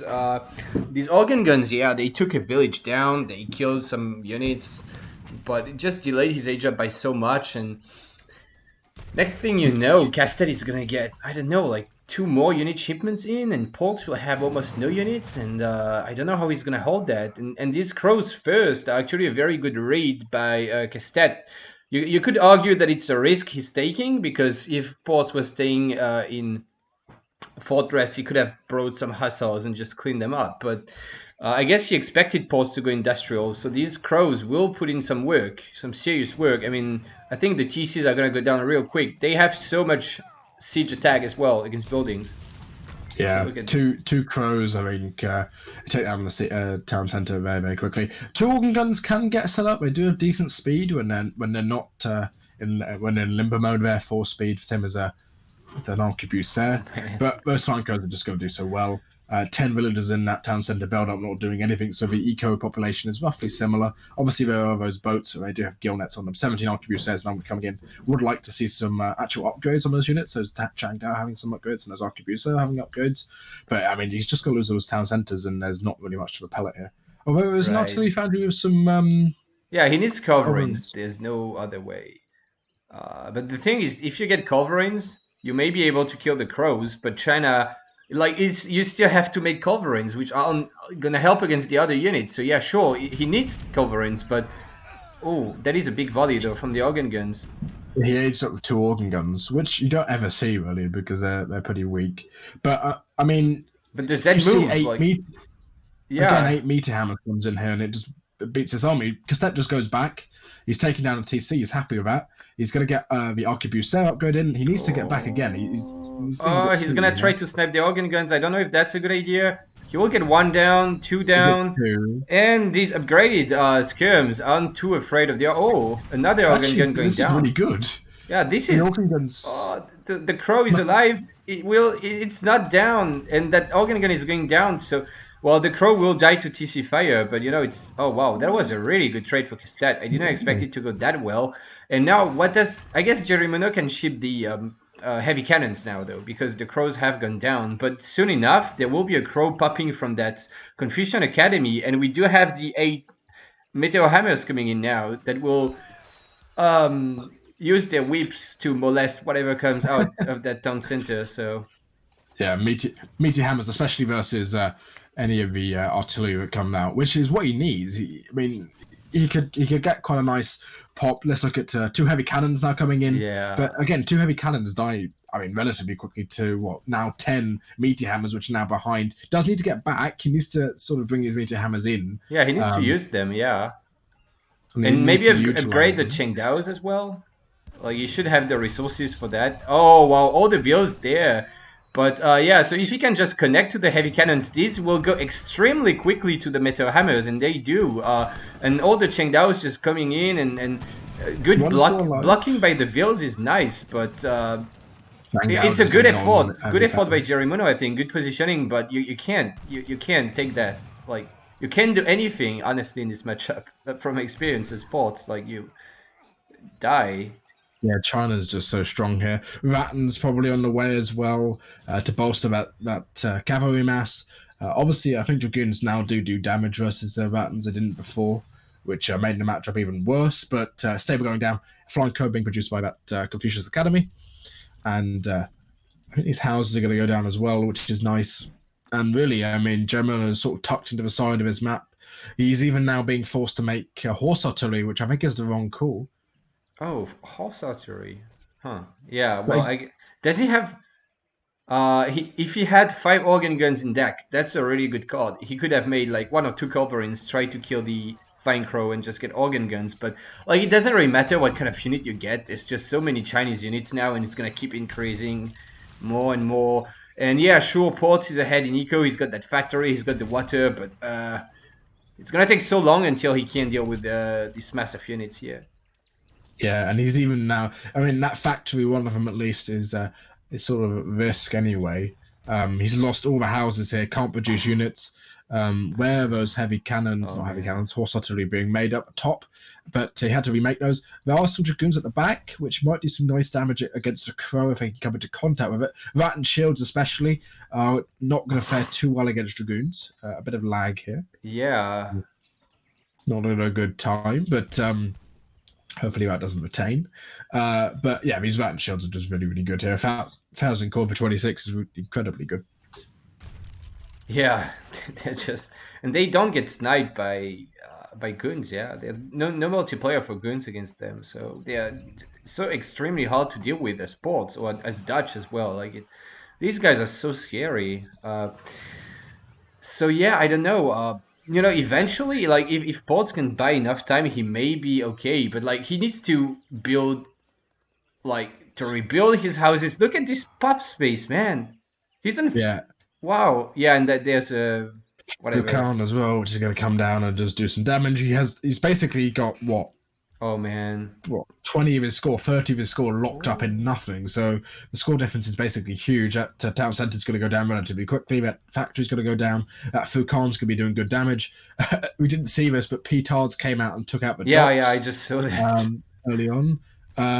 These dragoons might get a good catch on this flying crow, take it out. Minutemen do come out. That horse artillery is gonna die. It's there, but it's not doing anything for some reason. And a bit of a mistake here from Lecastete putting those disciples within the within the shields, but that doesn't matter too much. And that factory even now taking fire from that flying crow. Kind of a weird unit control by Lecastete there in that fight, a bit messy maybe, but yeah, it doesn't matter. I mean, he's just got way too many units, and even these few Rattan shields here, they take so long to die, and the factory is toast, and there's no dock to cover these boats on the water. So suddenly, in fact, Ports is not even gonna be ahead in eco anymore, and he doesn't have guard units, and he doesn't have unit shipments. Industrial ones. So, and he's just losing all his bills, and he's gonna have to rebuild military buildings and to build maybe mills and plantations, and this is just GG. Really, there's no way you defend that as Ports. And even the score is starting to be heavily in favor of China at this point. I would really like him to upgrade his Chengdaos, though. He's got a lot of them. Yeah, Chengdao upgrade. He has sent a lot of his upgrades stuff in age 3. I don't think repelling volley would be a bad idea now. Does buff those units against the dragoons, which is all he's making. You can see a couple of those horse artillery are in there for Jerimuno. But again, I mean, there's enough rat and shields here. I think just on their own will be able to take out those horse artillery. And now you can see Lecastete going into sort of cavalry, and is going to be able to take out those the artillery that. But Lecastete has still been giving a lot of free kills here. He's given so many. Wow, these volleys are not good for Lecastete. He needs to not waste too many units. But yeah, I guess it doesn't really matter. But yeah, he gets. I mean, the rat and shields just win this on their own. I think against the horse artillery. Oh man. This matchup is pretty one-sided, maybe. Yeah. He is still losing a lot of his units for free, but I think he's got to the point where he may be slightly annoyed with Jerimuno, but he's not resigning. Water is, as much as it can be said, cleaned up. Yeah. And but now there's just disciplined iron flails, disciplined meteor hammers. Again, would like to see the upgrades on those, but again, it doesn't matter. 2 more flying crows coming out as well. Going to be taking down some of the. There's actually 3 flying crows on the build on the floor now. Going to be taking down infrastructure, and actually that Fukan will probably be brought up and used as a second barracks. Redcoats on the way as now. You can see how good they are. 36 range attack, 250 HP. They're basically guard redcoats now, and really there's not a lot Jerimuno can do here about a town center without. He's really just cornered, and he's got factories which can't move, so like he can't escape these factories, and one of them has gone down already. The second one will also go down. China has an extra stagecoach trading post. He's got more views. He's got more everything. Just China is heavily ahead here. ETARs are going to do some damage to buildings as well. 3 flying crows is insane when it comes to taking down infrastructure, as I said. And although 3 horse artillery will do quite nice, especially if he loses a lot of his units to the flying crows. But again, the remass from China will just be so much. Even if he loses this fight, I don't think it even matters. Yeah. Regardless of this fight, he wins the game. But it is a really good fight for ports. I mean, he's gonna still get cleaned up because he's got so much less stuff, but not nearly as bad as it could have been. So yeah, another game for Lecastete here, going 4-1 against Jerimuno. Yeah, and sort of showing that this matchup might be one-sided. Yeah. With Port not being able to do much at all. But if you look at a post-game, military units, you can see how many of a difference. 217 to Lecastete China, to 76 to Jerimuno, which is quite significant. Yeah. But although Jerry did kill a lot more, but that's sort of to be expected. So TC farm.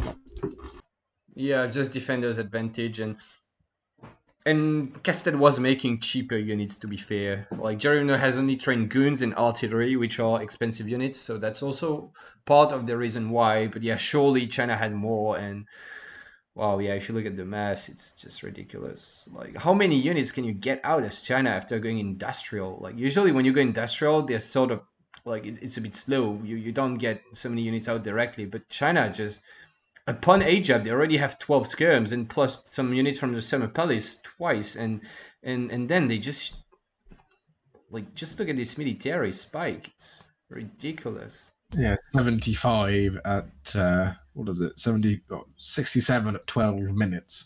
Only a minute and a half, 2 minutes after he aged up to industrial is pretty insane. Yeah, you just get out of nowhere, like in the space of 2 or 3 minutes, you just poop like 70 units like that. It's kind of disgusting.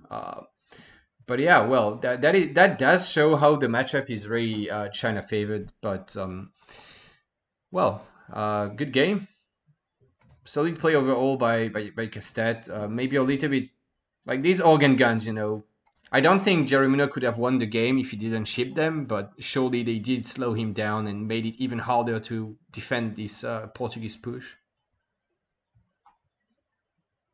Just delaying his age up to industrial. This Chinese push, I mean. Yep. Next map is Lumico, which is a map which you start with an extra wood crate, right? So yeah, it's quite good for certain civilizations, just like going for a TP straight away. Really, really good for Germany, actually, as a civ. Sorry, and, I didn't catch what you said. It's really good for Germany. This map, for France, for Ottoman. And it is Lecastete to pick first. It's good for a lot of civs. I mean, like China also, loves to have an extra 100 wood. India as well, Brits as well, Euro as well. I mean, just so many civs are granted to take a trading post on this map, which is really nice. So I don't know for which civ it's better, but there's definitely lots of options here. So yeah, and the civs have been reset. So Lecastete just can't play China, but he can play any other civ, and Jerimuno can't play ports.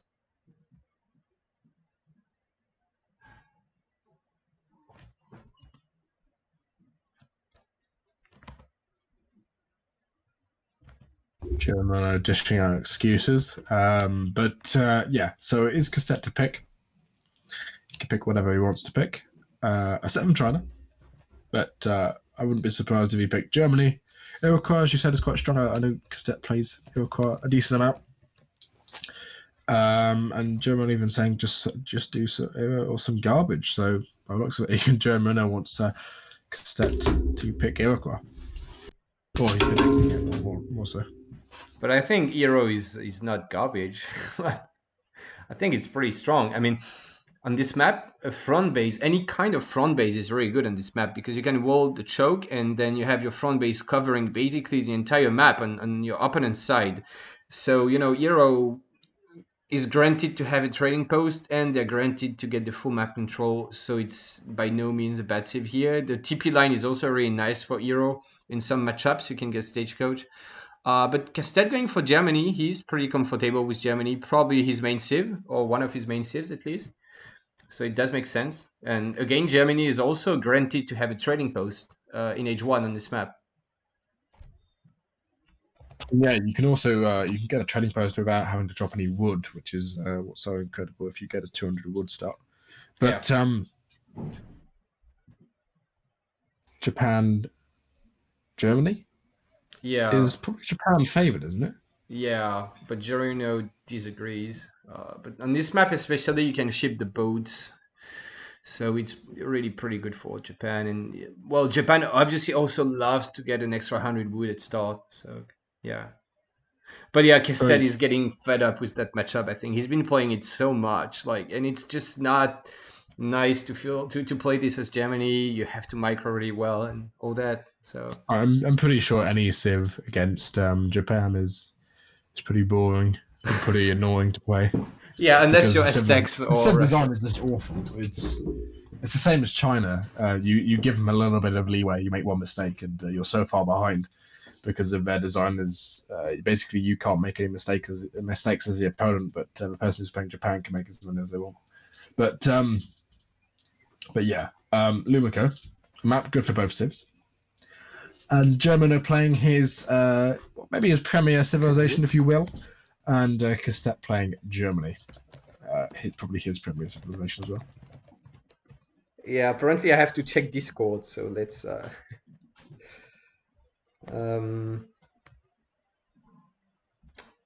yeah.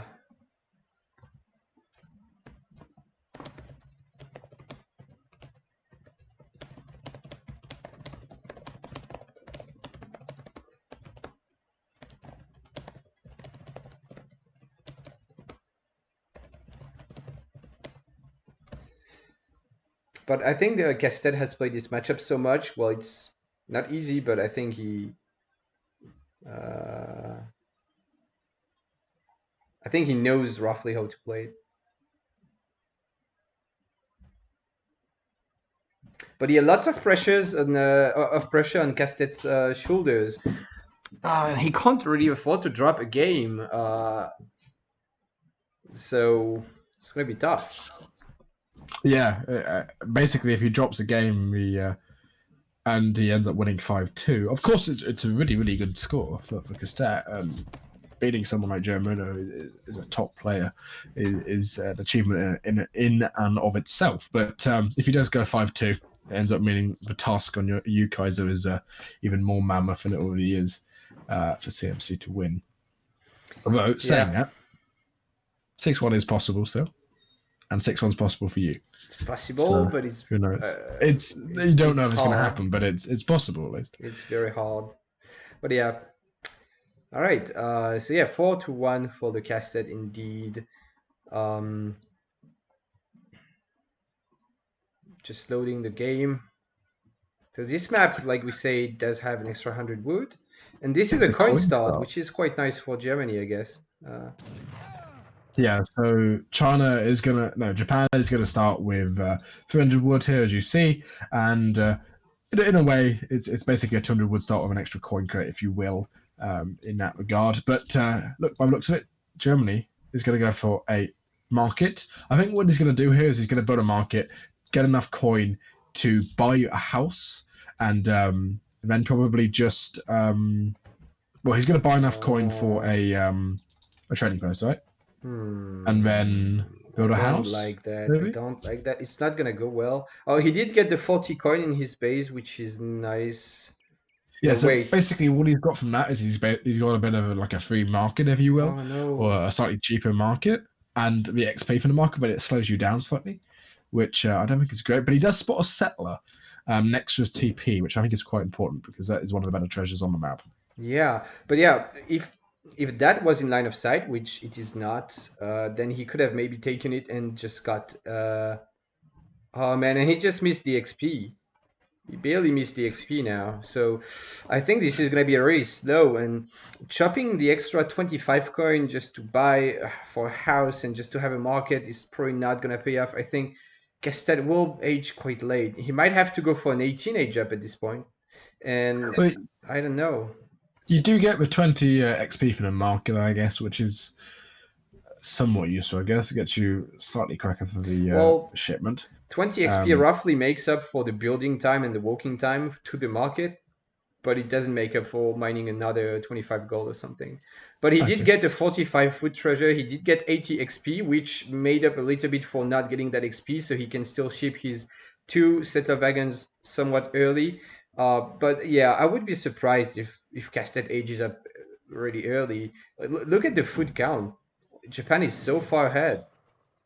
Yeah, Japan's going to age up a lot quicker, and especially seeing as he has the consulate, so it's only 680 food, I think it is, to age up there instead. There's a single settler coming forward. You'll see him put down the Tashogu Shrine, and heavily Kami coming out. I don't really like Kami on this map though. It's not a map where you have spread out hunts. The hunt seems to be a bit clumped together, so Kami seems a bit counterintuitive, if you will. Yeah, that's true. Unlike on Bering Straits, where we could see you could drop a lot of shrines on the border of the map and really hard to siege down. On this map, if Germany has a front base like here, and they can siege easily any shrines on the map, but Jerimuno is sneaking his explorer and he's gonna shrine this, and that is nasty. This is gonna be tough for Germany, or maybe surely he can't build a shrine there. Well, he can build it here for sure. He can tilt it back, yeah, and it'll go. The hunt will move. That's really nasty for Germany. Germany will basically only have one hunt of these, whatever they're called, ganchos, or however you say them. But yeah, that's pretty nasty, especially if he puts 2 shrines there. That's basically a whole hunt loss for Germany. You will be able to take them down with a Ulan, but it will be quite slow, obviously. Germany, just scouting around. There is 40 coin in base. Probably should have taken that, or at least just crack shot it. It was barely out of line of sight, unfortunately. If he got it, it would have helped him a lot for his age up because he would not need to mine some gold just for his market. But, well, all things considered, Castet was not aging that late. I mean, he had some idle time for sure, but, maybe 15 seconds of idle time, which is not ideal, but not the end of the world. And now he does have the market up, so he's going to be able to maybe FF quite quickly. Depends on what he does, but he's chopping more wood, getting hunting dogs. But maybe Castet could just stop gathering resources. I mean, gathering wood and just gather everything he needs to age up to Fortress. He just gathered enough to get to Still Traps, didn't he? So he's going to go instant Still Traps. Go probably for the 3 settler wagon, 700 wood. Naked FF maybe. Yeah, right. Know. But if you do that, you have too much wood. If you chop the 125, like you don't need to chop that. You can get it from the 400. You have 700, and you have 700 wood afterwards, don't you? So you can just get it then. So yeah, maybe that's a bit of a mistake. We'll 3 builds, 3 fishing boats coming in for Jerimuno now from that consulate, which is to be expected, really. Yeah. And Still Traps being tech straight away.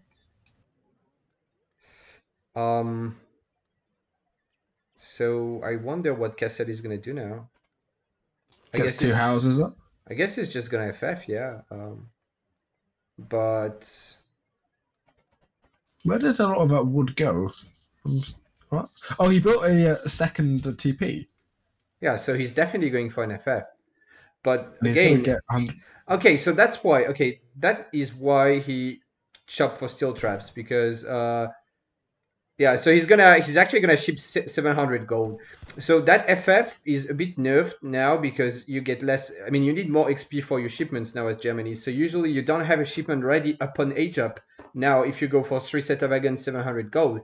But because he went for a second TP, he will for sure have enough XP. But the problem with this build now is that Castet doesn't have a military building. And he's not going to get 700 wood, so... He's going to get 3 Ashu raided as well as on the side. Not going to be doing too much. His herding's pretty good here. And 2 Ulan plus a bit of TC fire does wrap that up. As well as Sattler Wagons having 1 million HP, they're not going to go down too easily. And there you go, one of those Ashes already down. Bit of a useless raid there, in my opinion. Does get a tiny bit of TC fire, but nicely done actually like a step there, but only putting 8 in, which is the efficient number, I believe. Yeah, it is the efficient number. Yeah, he did overkill one of the Ashes, but yeah, nothing too bad. Ulan's gonna go raid a little bit. And he so might yeah, get these 2 monks. I think he's trying to raid the base, which may be a mistake. Yeah, he should be hunting down the explorers probably. Ash is coming back in, gonna force some idle time on these settler wagons. The stable will go up, but one Vil gonna go down. Unfortunate, but not too big of a deal. Germany is gonna be up at a good time. That is the normal time for that kind of FF. And a Vil going down for Japan. Oh, maybe 2 Vils, 3 Vils. Wow, 3 Vils. It's just huge. 3 Vils is massive. How lucky can you be? I don't know what he's talking about there, but I don't know how hard can it be to not lose Vils as Japan. I wonder. I don't think it's lucky to kill Japanese villagers. I think it's particularly. I think it's lucky because all your Vils are next to your TC, but yeah. Might lose one of his monks. Does get away. It did also someone picked up 135 coin. It was Lecastete as well, which is quite nice to pick up that coin. Yeah. Lecastete probably going to go for war wagons now, right? I think that's the correct usage of your resources. And Lecastete will probably try to get stagecoach at some point, but like he might go 1k wood now. I mean, he's not chopping wood, but I don't know about that. I really don't like it so much right now. I think just units he would have a massive window to, like, Japan is trying to wage, and I think he could do some damage at least before going for stagecoach. I can understand the stagecoach follow-up after that, just to secure your lead, but I think pressuring when you have time to do so is better than going for 1k wood right now. Because now he just got 5 Ulans and nothing else. He has 5 Ulans and I think some war wagons came out, didn't they? No, he still has. He will get 5 what the hell? Units in queue? Oh, he's trying to build a TP. That confused me, as there wasn't a TP on the map. So he's going to get over and just going to delete, as that's what happens when you build one. You can see the bugged foundation on there from Lecastete. Oh yeah, of course. But yeah, I mean, 1,000 woods. It's really good. Obviously, what you can normally do is you can go 700 wood, and 700 coin if you go for a normal German build, right? But 1,000 wood obviously is a lot more efficient. You get more Ulans with it, and it costs the same. But it's just slower. And 8 skirmishers now coming in. But imagine if that was 8 skirmishers instead. Yeah, he could have 8 skirmishers right now, pressuring. But thankfully, Lecastete did lose an Ulan earlier to Ashes, but he also did spot the wonder. So he knows Japan is aging, which means Lecastete is going to feel comfortable pushing, because you know, if you just push and he's staying H2 right now, you could lose to 10 Nagis or anything, or needs to get away from that. But the skirms coming in, these Ashes might be out of position. I mean, there's just enough Ulans to probably try to snare them, if snaring is something Ulans can do at all, which they can't really. There's a war wagon though, which is a bit unfortunate. Microing war wagons against Ashes is particularly hard because war wagons are so clunky. They have the slowest turn rate in the game, and of course they don't fire instantaneously. But at the same time, stable going down for Jerimuno from what upgrade? Oh, he went for the Shogunate. So stable actually isn't amazing because you do have a daimyo you can produce units at, but he's going to take down that trading post. Stagecoach did come in, so his eco is probably better actually than Jerimuno's at the moment when you account for some of his eco is counted for these fishing boats, which aren't upgraded, and Japanese villagers, which of course are particularly weak. And also, he's not even full shrine pop actually. Yeah, I mean, this is looking fine for Germany, but here comes the raid, and that lonely war wagon might be just toast. And nope, apparently not. just walks on by. No one paying attention. But yeah, just 5 Nagis shipment here, and I don't know. The Japanese army looks kind of scary compared to the German one. And by the way, the stable came from the consulate, and he kind of needed it because he needs to upgrade his Nagis. Oh yeah. Yeah, I thought he built it, but if he got it from the consulate, that makes sense. Yeah. So one yeah, set of Ashy wagon Nagi. going down. Fortunate. Oh, Hessian Jaegers. I like this. Ooh. If you can get a batch of sort of 5 war wagons out, Oh, but Lecastete not needs to lose stop. units like he is now, he should be fine. Although Man. Jerimuno has a lot of Naganatas, basically 2 batches of Naganatas being bought there, shipped. Ulans are going to get into hand combat, which is quite nice. He needs to keep these war wagons alive, and Yeah, but he otherwise can't. it's not There's going to be just too good. much stuff. I just don't know why Lecastete didn't make more war wagons. All he needed was like 8 of them or something. But he just like made only skirms, and now he's still got Jaegers alive. So it's not like he got a decent trade, I guess. But if these Jaegers are found, no, what is he doing? Oh, No, GG, man. That's no, she's got war wagons. Okay, all good, all good. He's actually gonna get a free shot. Maybe kill the Daimyo. Daimyo is low HP. He can build it back. There you go, it goes down. Sorry for being so biased, but yeah, extremely biased cast. Not gonna lie. I mean, it's but we have a vested interest, I guess. yeah. But you can say, I mean, Lecastete is ahead on eco. He is slightly behind on military.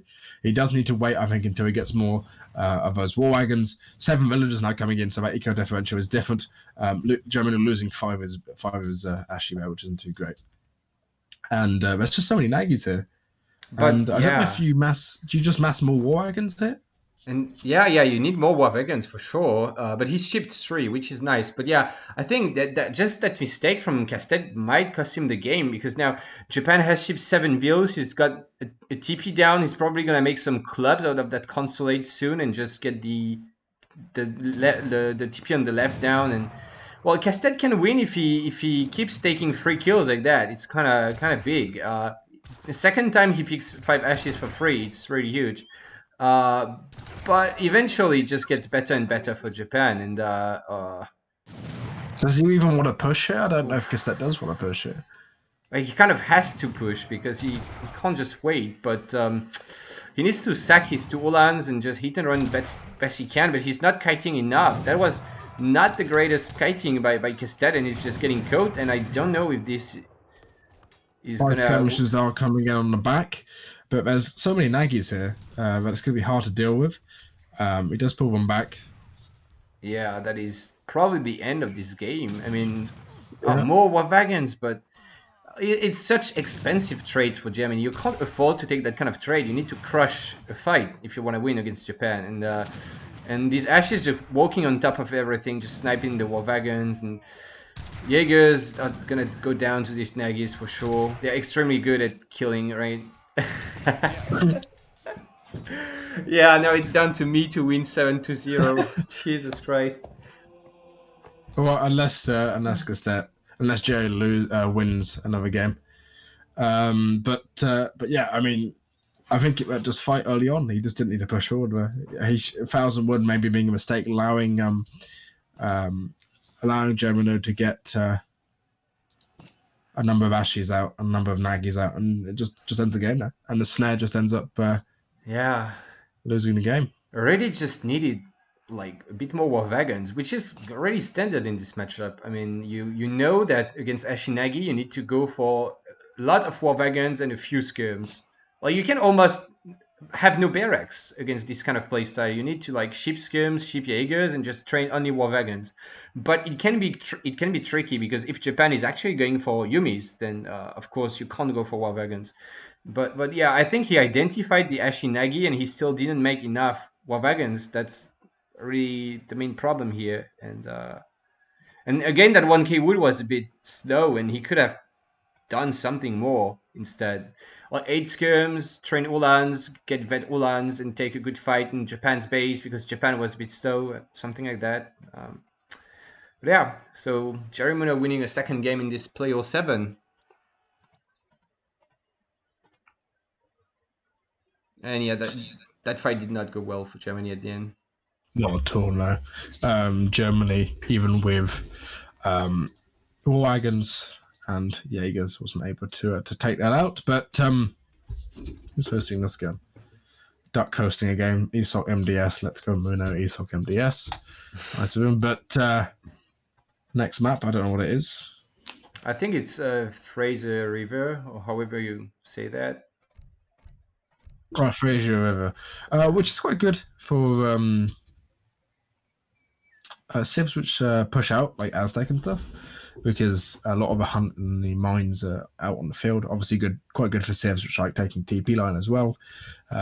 So we'll have to wait and see what happens there. But Jerimuno is to pick first. Yeah, yeah, he does, and he can't play Japs or what was that? Japs and I don't remember. He can't play Japan or Portugal. Ports. Yeah, ports, right. I think Spain is quite good on this map, but there are other picks for sure. Germany should be fine. Any rather standard civ is okay here, or something a little bit aggressive like Euro is also good. So we'll have to see. So it is 4-2, I remember, isn't it? Yeah. 3-2. 4-2. So it's the last game. Actually, a match, the tournament point, I guess. So if Lecastete loses this, your game is inherently pointless, Kaiser. Yes. Unfortunately to say. But hopefully that doesn't happen. Hopefully there's the possibility of you winning just from getting a 7-0, which would be hilarious. But again, that would be so funny. But I think Maito would uninstall, so I don't want to. Yeah.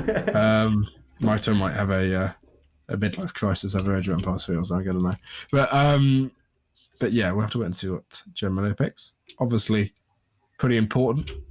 Basically, well, if you count how much everyone has, if you count prize pool, they're sort of playing for like 600, 700 pound now, around that sort of value. In the difference between first and second. So if you were to count this solo match as that, it's quite a significant weight on players' shoulders there. But Jerimuno apparently is the thing, can have a piss, so I guess he's going to go do that. Indeed. So we'll have to. Well, I'm gonna do the same actually. I'll be right back. Yeah, I'll do the same as well.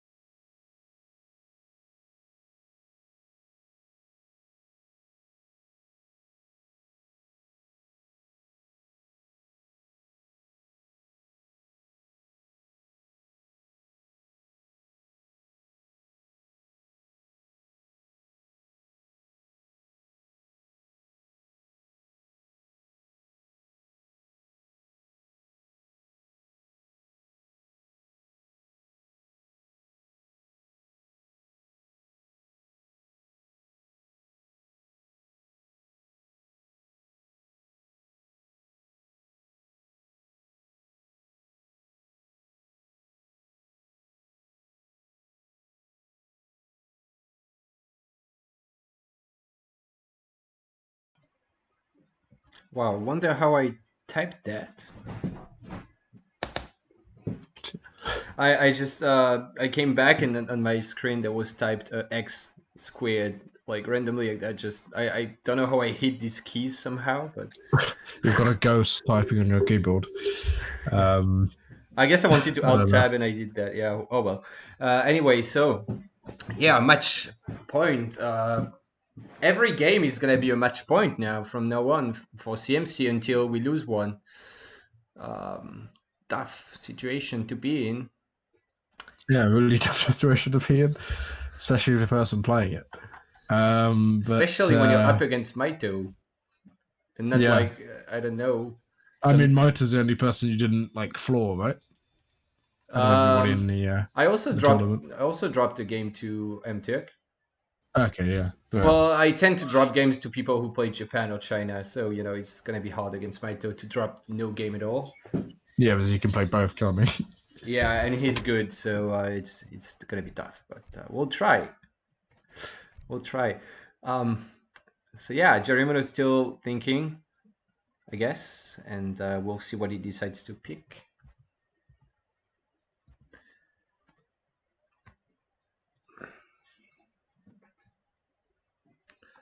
Play 07 is pretty long. Oh yeah, I don't know how long you've been streaming, but it feels like a long time. Well, soon 2 hours and 41 minutes.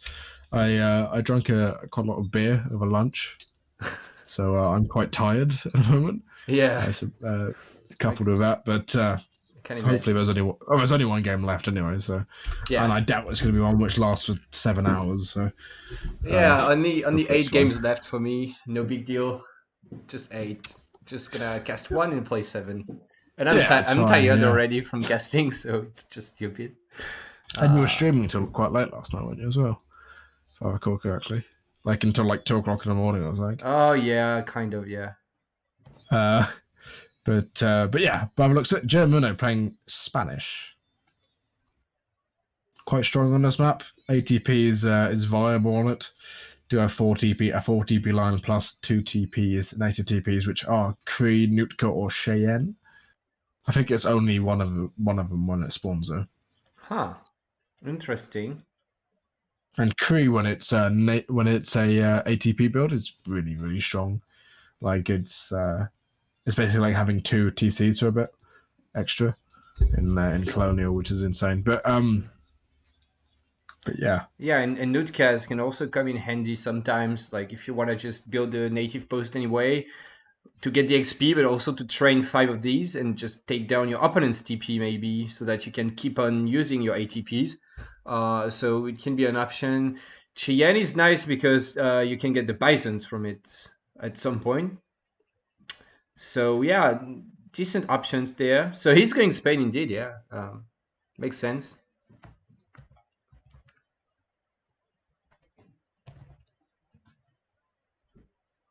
But guess Lecastete is thinking it through, thinking what he wants to pick. Yeah, I think he could play France maybe because, well, I do think it's Spain favored on this map, but it's one of Castete's main sibs. And France is pretty straightforward. So even if the matchup is Spain favored, you can just sort of outplay or just like focus on the mechanics and just go for a standard build and just hope it works. He may also go for Hero, which is definitely strong against Spain.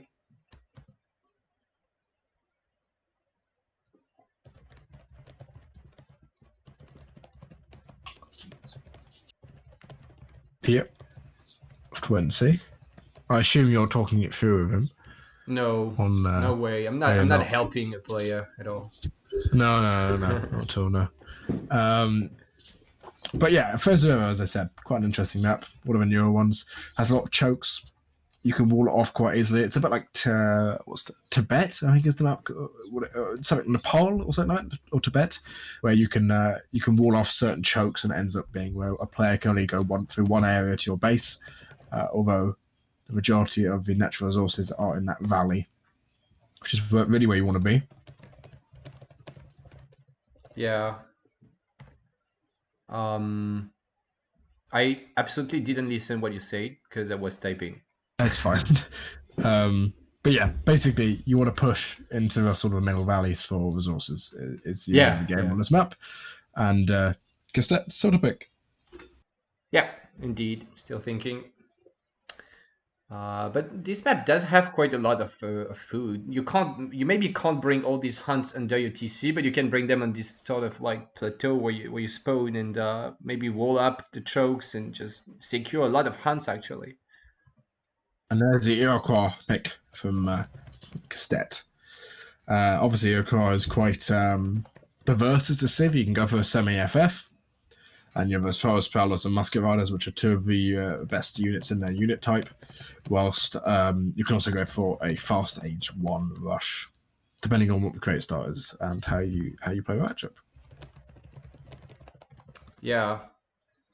There's several ways to play this for sure. Spain can go ATP or not ATP. Spain can do Spanish gold or just unit shipments. Euro can go FF. They can go for an H2 pressure. It really depends. Depends on the start, on what they scout. So yeah, we'll see how they want to play it. Also, one thing about this matchup is that the dog is usually really strong in H1, one of the stronger units. But Hero does have the crack shot from the Explorer, which does extremely well against the dog. It doesn't quite one-shoot it, but it does take something like 2/3 or 3/4 of the HP of the dog at once. So the dog is kind of useless against Hero. So you can't use the dog to deny a TP or something like that. So, you know, compared to some other matchups, Spain might not have as much control on the TP line in H1 because that dog is, like I said, not all that relevant. Or any other dog he would train. Yeah. Of course, you can also convert Guardians and stuff, and Yeah. there's a Grizzly Bear being converted by like a stat. I know I said Kaiser by accident, but there you go. 198 HP on that Grizzly Bear when it's next to the Explorer. I think that's probably about as equal to a dog. Yeah, that's roughly equal to a dog. So there you go. Aerokar has a dog of its own, just big and brown. Yeah, But, except it does take more damage from both the dog and the Explorer because it's still a Treasure Guardian, so it's a bit weaker. And it can get crack shot as well, but yeah, it does help for sure. And also benefits from that Explorer HP boost, so it does get 10% more HP. 90 foot here. 10% more actually. But it was a coin start. Neither player picking up a coin, which is to be expected. And I think both players are going to go just for a standard build, no TPs on the first age. You do see that longhouse next to that trading post site for Lecastete, which is quite nice. And he's also going to go back up there, probably pick up this 40 wood with that Grizzly Bear, and then probably kite this treasure and take the Nutka, which would be quite nice to build up his sort of age 1 Pokemon army. Conversely, 90 food being picked up by Jerimuno, which again is quite nice, and this dog allowing him to scout around the map. Yeah, 90 foot surely is going to help to age. By the way, maybe Lecastete should have somehow taken that. I mean, 50 foot is just very good. But anyway, if you can get the Nutka, it's really nice because it's going to help so much to control the TP line again. And, you know, you would expect Spain on this map to go ATP. They don't have to, but it's kind of to be expected. So getting that Nutka to deny it could be really nice. Yeah, Nutka coming down. And once you have both that Wolf and that Grizzly Bear, they sort of work part and parcel, don't they? You can bring them down to a trading post site, plonk them there, and stop Spain going ATP. If we look at Jerimuno's deck, he does indeed have ATP in that deck. He also has 7 Hussars and a fort, which tells to me that he might be doing a little bit of a revolt. I like to someone like Robot, who just does the same build over and over again. But there you go, 40 wood for Spain. Would be quite good if he does go for an ATP.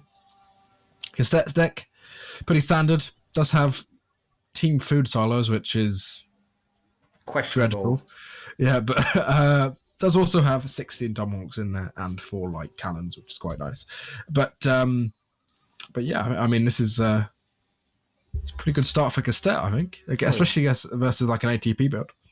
There's revolt potential in that deck from Jerimuno. He's got the fort, he's got the 7 Hussars and Spanish gold, so it could be some sort of like, revolt build. Yeah, that's unfortunately it always lags a bit when you open the decks. But we have to open the decks, so yeah. Rather you do see it. ATP coming in. He's being sent. Oh man, so one Vil is gonna not be able to take the TP. He might be able to punch. No, he's gonna go away. The other Vil is gonna get attacked. Gang rape. Yeah. But Nutka doesn't need 4 damage because it does half damage and there's 20% resist. So instead of 10, it does 4, but it may just be enough. Or he can siege. Maybe just siege siege. Like it does 120 damage per shot to that TP, so I would just siege it. I think it may go down with the Explorer as well and the I would pets. siege. Although saying that, Nutka is going to get a bonus now versus that villager when he ages up. I mean, Malice gets taken away, and that trading post isn't going to go. What he wants to do though is he wants to make sure he wants to siege us down before the Explorer comes back, right?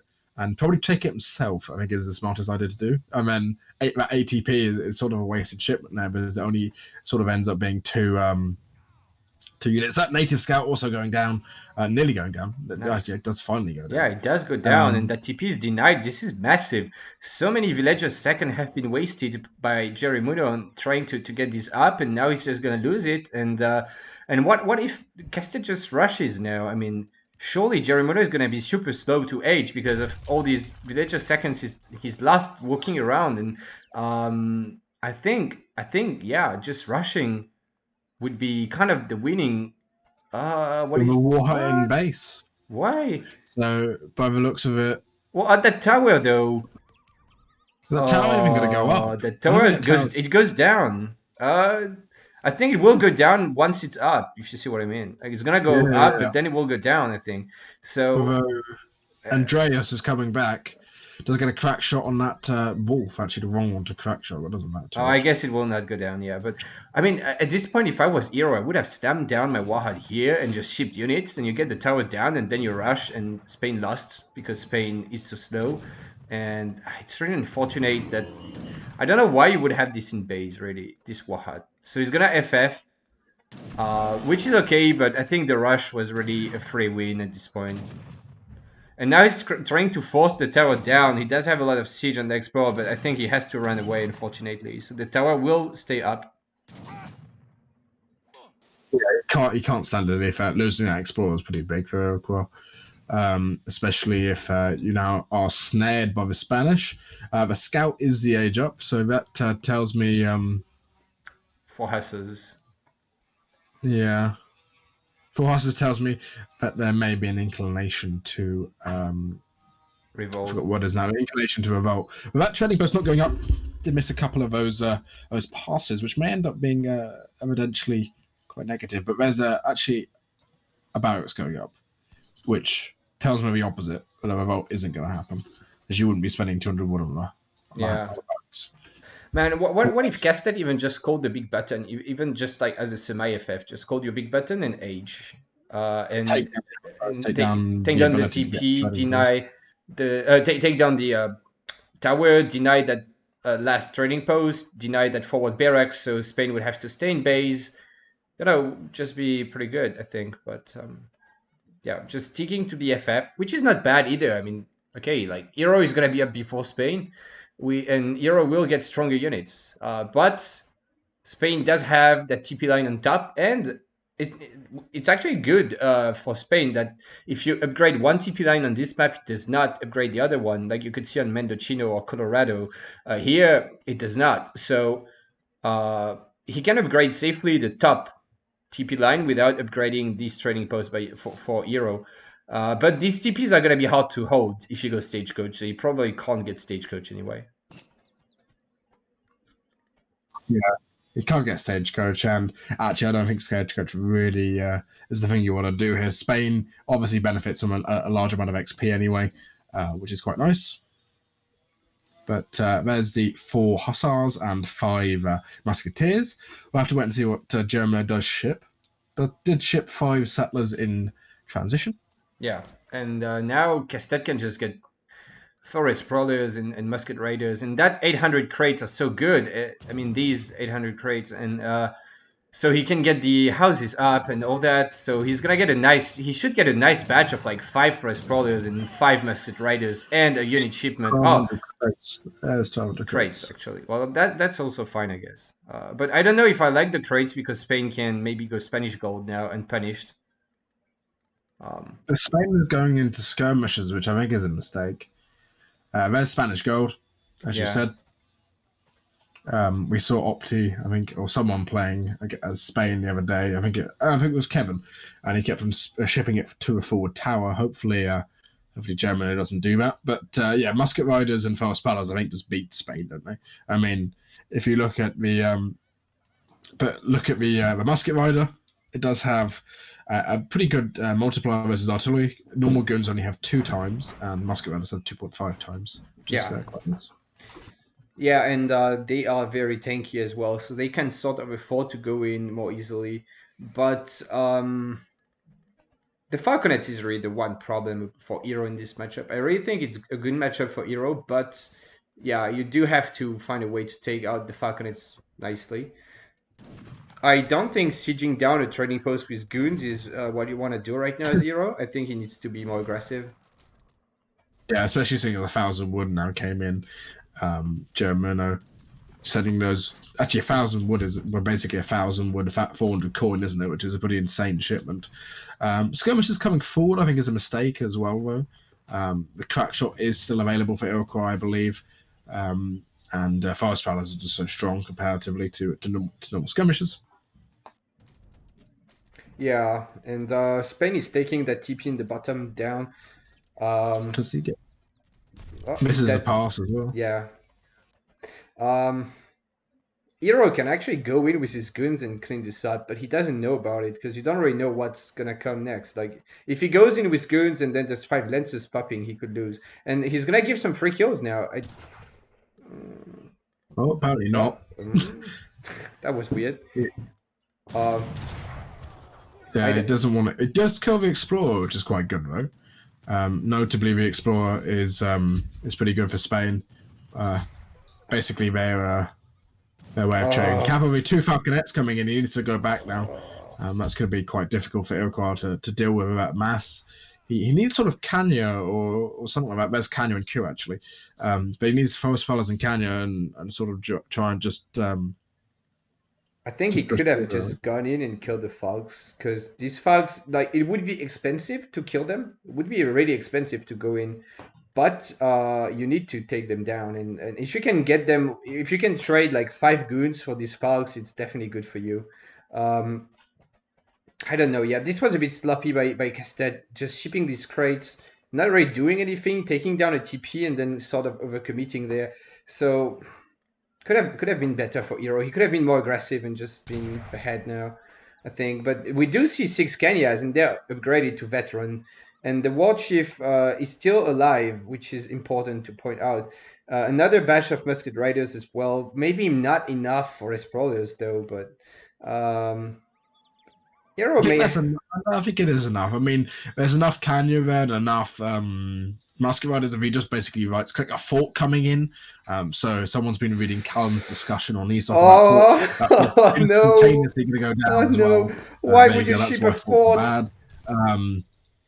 He needs to sort of push in here with Kanyas, try and get those Dragoons down, which they do go down. Musket Riders are going to get some shots off on those Falconets. 2 Kanyas do come around the side. That's going to be huge, actually. Those Kanyas coming around the side is massive. And this is a good, really, really good fight. That wasn't, mate, you're dropping a fort right in the middle of the map. It's not unlucky, you just can't do that. I mean, I don't know. Yeah, it was a bit unlucky because Lecastete came right at that time, but as if the fort would ever go up. Like, there's no way it goes up here in the middle of the map, right? Well, I don't know. Anyway, that was funny. So Lecastete does take this game, so I technically can still win it for CMC. Lecastete has an announcement. I have no clue what it is. He's gonna stop playing. Yeah, I guess he's gonna stop playing. That's what it is. That's what it is. He's been talking about it a decent amount. But yeah, you could still win. Just if you win every single game, which is unlikely. Yeah, so Lecastete is gonna... Yeah, he's a bit done with this patch and the meta. And also, we've just been kind of playing too much AoE because of the lockdown, I guess.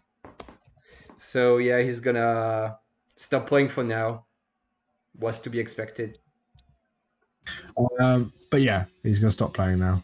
Sort of to be expected. I know quite a few players who've stopped playing as well.